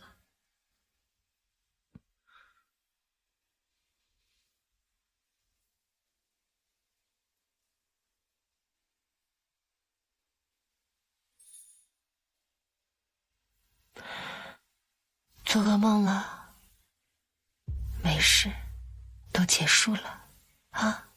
噩梦，对，我刚刚是做了噩梦。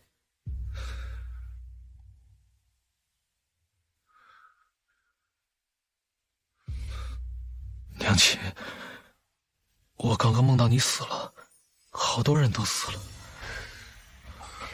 都说了是梦，都已经结束了，你也已经醒过来了。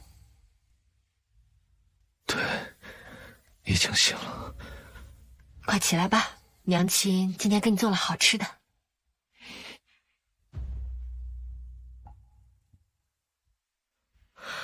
快走啊，小黎。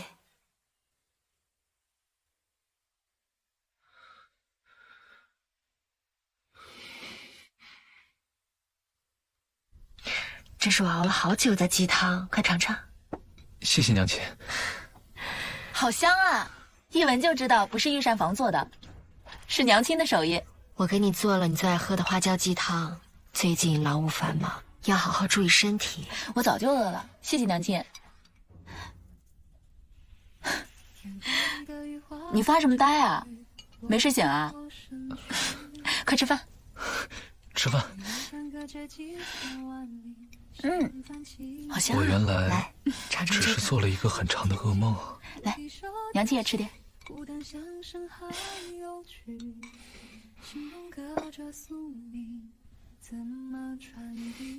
秦安呢？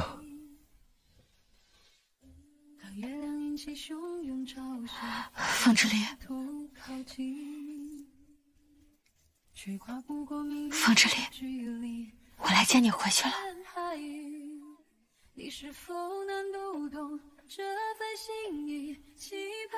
秦安，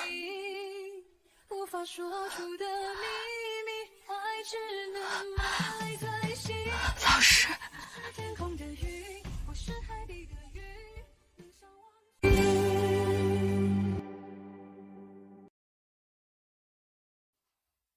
怎么伤成这样？出门的时候还好好的。老师，怎么哭了？你是不是哪里疼啊？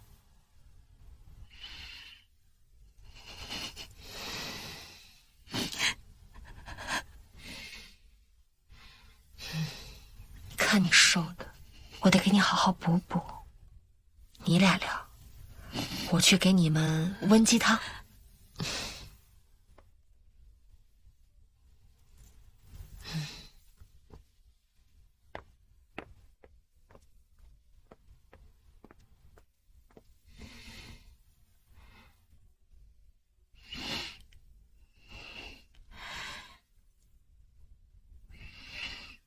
这便是你不愿意离开的理由吗？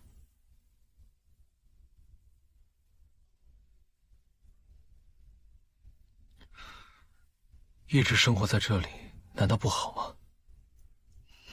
这里安稳平和，没有杀戮和怨恨，大家都在。皇姐即位了，咱们一家人和和美美的。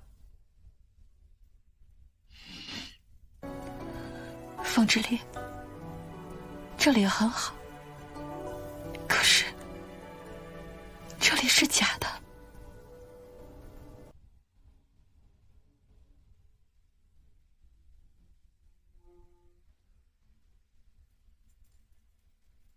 美梦就算再美好，它都只有一瞬。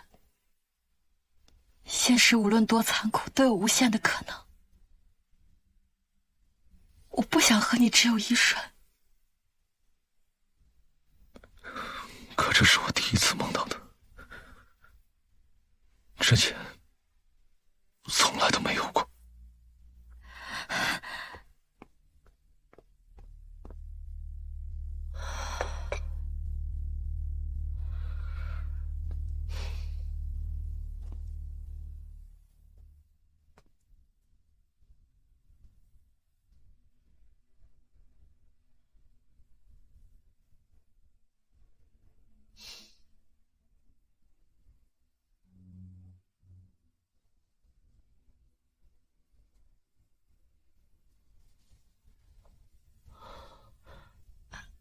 要走了。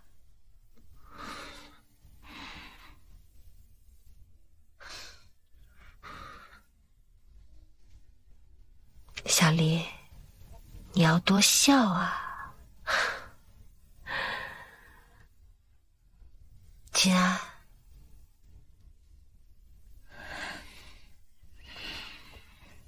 你也是。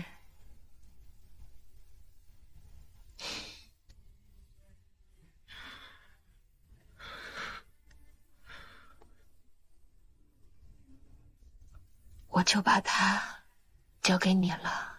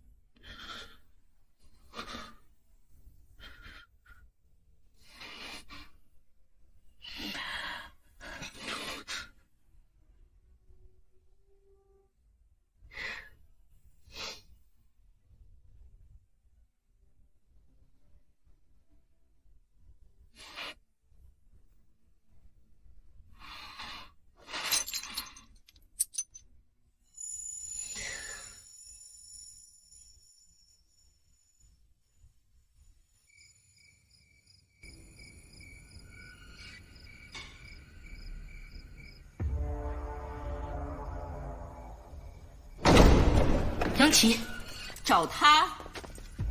他领兵逼宫谋逆叛国，本宫秦王护驾，将他斩于兴安门。反军失将，现下已经如数被擒。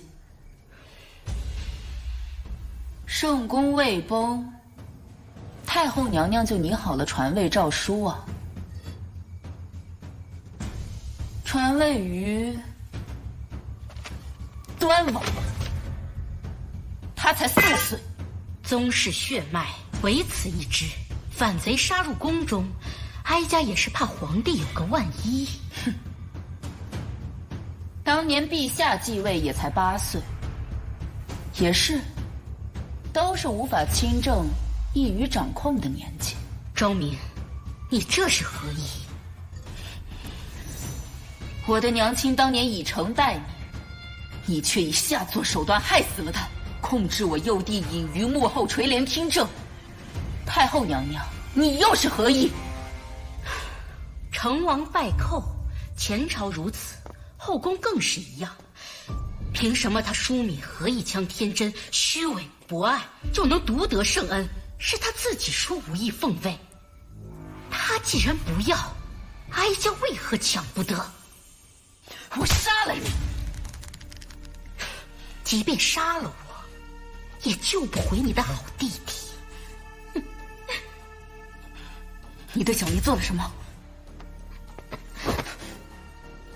传言有一种人能入梦，代价便是永远失去做梦的能力。若是碰到至亲之人的头顶青丝，便可为自己制造出一场美梦，从此酣眠其中，就再也醒不过来了。没了皇帝，你们凤家子嗣单薄，一介女身又成不得大统。哼，若没有我以太后之尊扶持幼弟，定当举国大乱。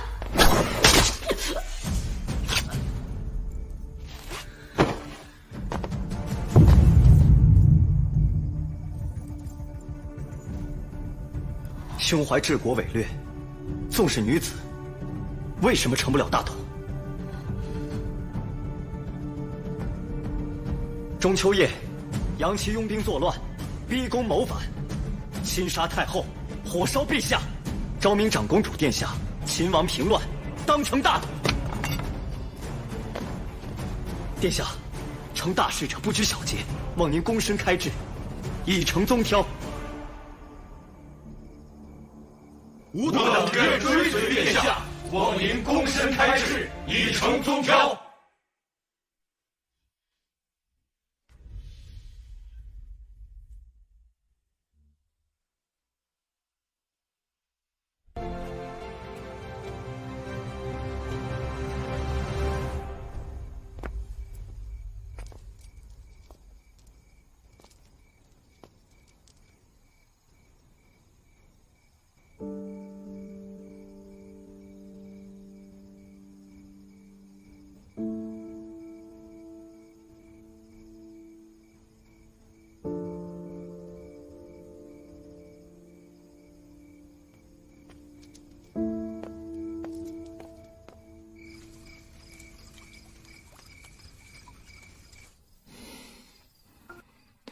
小脸都黑了，疼吗？小离，阿姐，你受伤了？阿姐，我没事。明知奸计，单独赴约，奉旨领长本事了是吧？答应姐姐，以后不许再这样。娘亲写的信在她手上，我不能不去。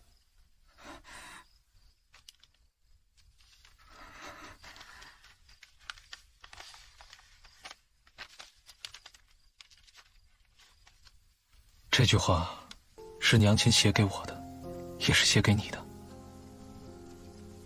这皇位，你想做吗？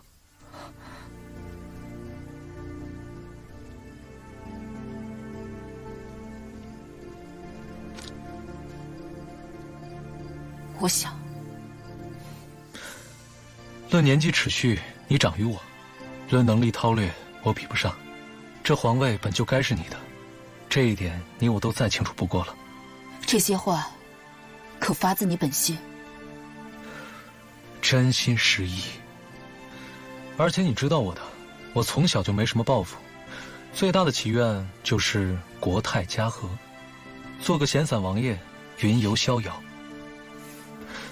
我帮你做了这么长时间的皇帝，可累死了，而且声名狼藉，民生哀怨，人人都骂我是个暴君呢。我作证，他可是历史上遗臭万年、鼎鼎有名的暴君。你们，阿姐，我们经历生死，豁然开朗。他这么多年装残虐、扮暴君，一来是为了可以帮老师报仇，二来是为了让你可以名正言顺地反了他。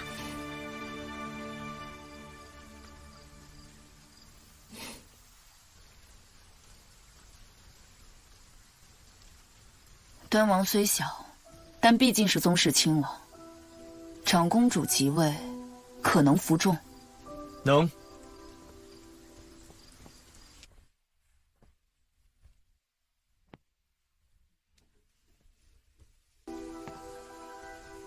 地星落，地星起，落于西南，昭明于世。灵善，你是司天监，可还记得拜师的时候，立誓敬诺，永不妄言？我当然记得，但殿下命格如此，臣不算妄言。明日天启过后，愿殿下福泽绵厚，供大宁千秋百世。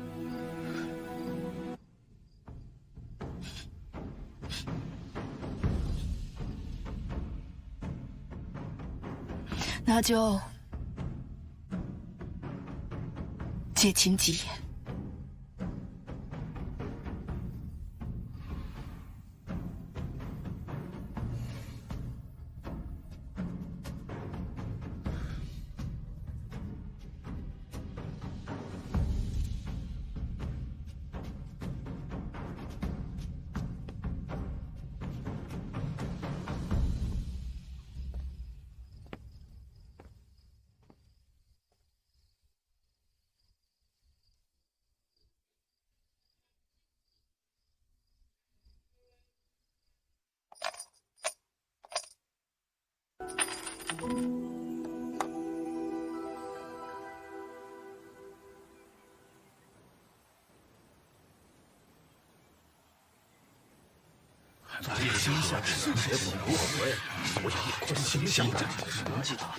算出来了，地星落西南，是长公主殿下。如何是好？如何是好？这样啊，怎么会是女人当皇帝呀？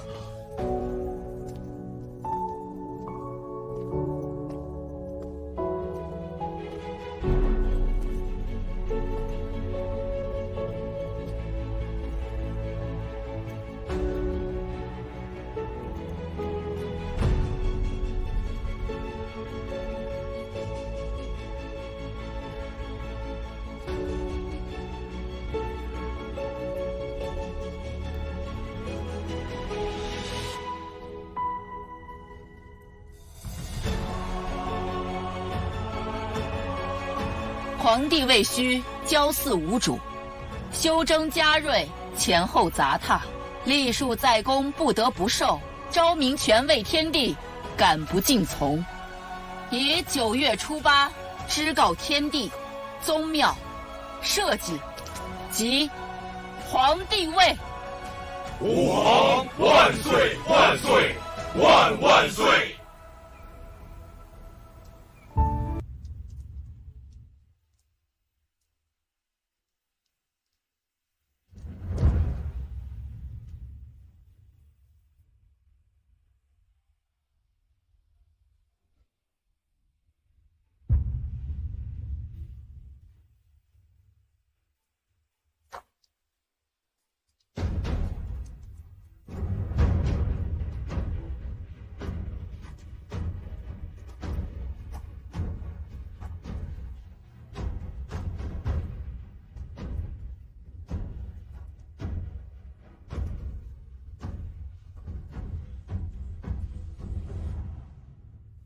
游客朋友们，这边请。宁安13年中秋，义军逼宫，暴君呢死在了皇宫中的大火之中。随后呢，长公主凤芝凡登基为帝，同时也是历史上第1位女皇帝，整整统治了60余年。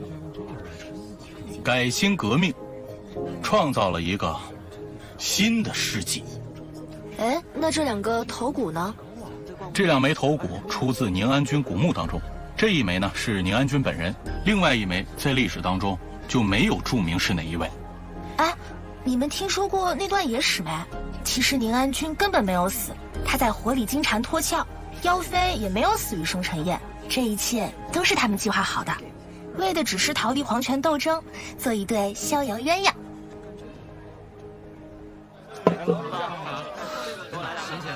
夫人，这个是？这是我让叶明特意让人送过来的，这可不是普通的水稻，这是贡品，栽过荷花。贡品？那这些都……我们这次都不知道什么时候才能回宁都了，所以我把该带的全部都带上。我还让地桃从御膳房拿了官窑瓷器，还有雕花银块。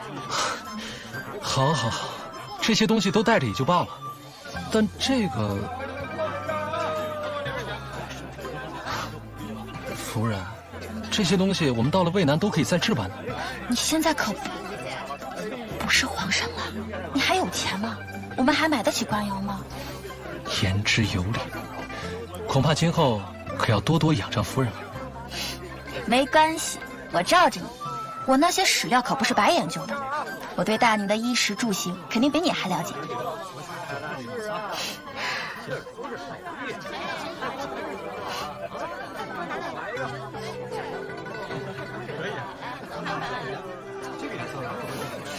走吧，夫人。但那个真的不能带吗？不能。走吧。那我们以后去开一个女子学堂，专门教女子读书做人，怎么样？好。然后我们再去种水稻。前线都能种出石头一样大的荔枝。时代永远不会因为一个人的到来而天翻地覆的改变，那我们便一起去做这个时代的草籽，一点一点的改变这个世界。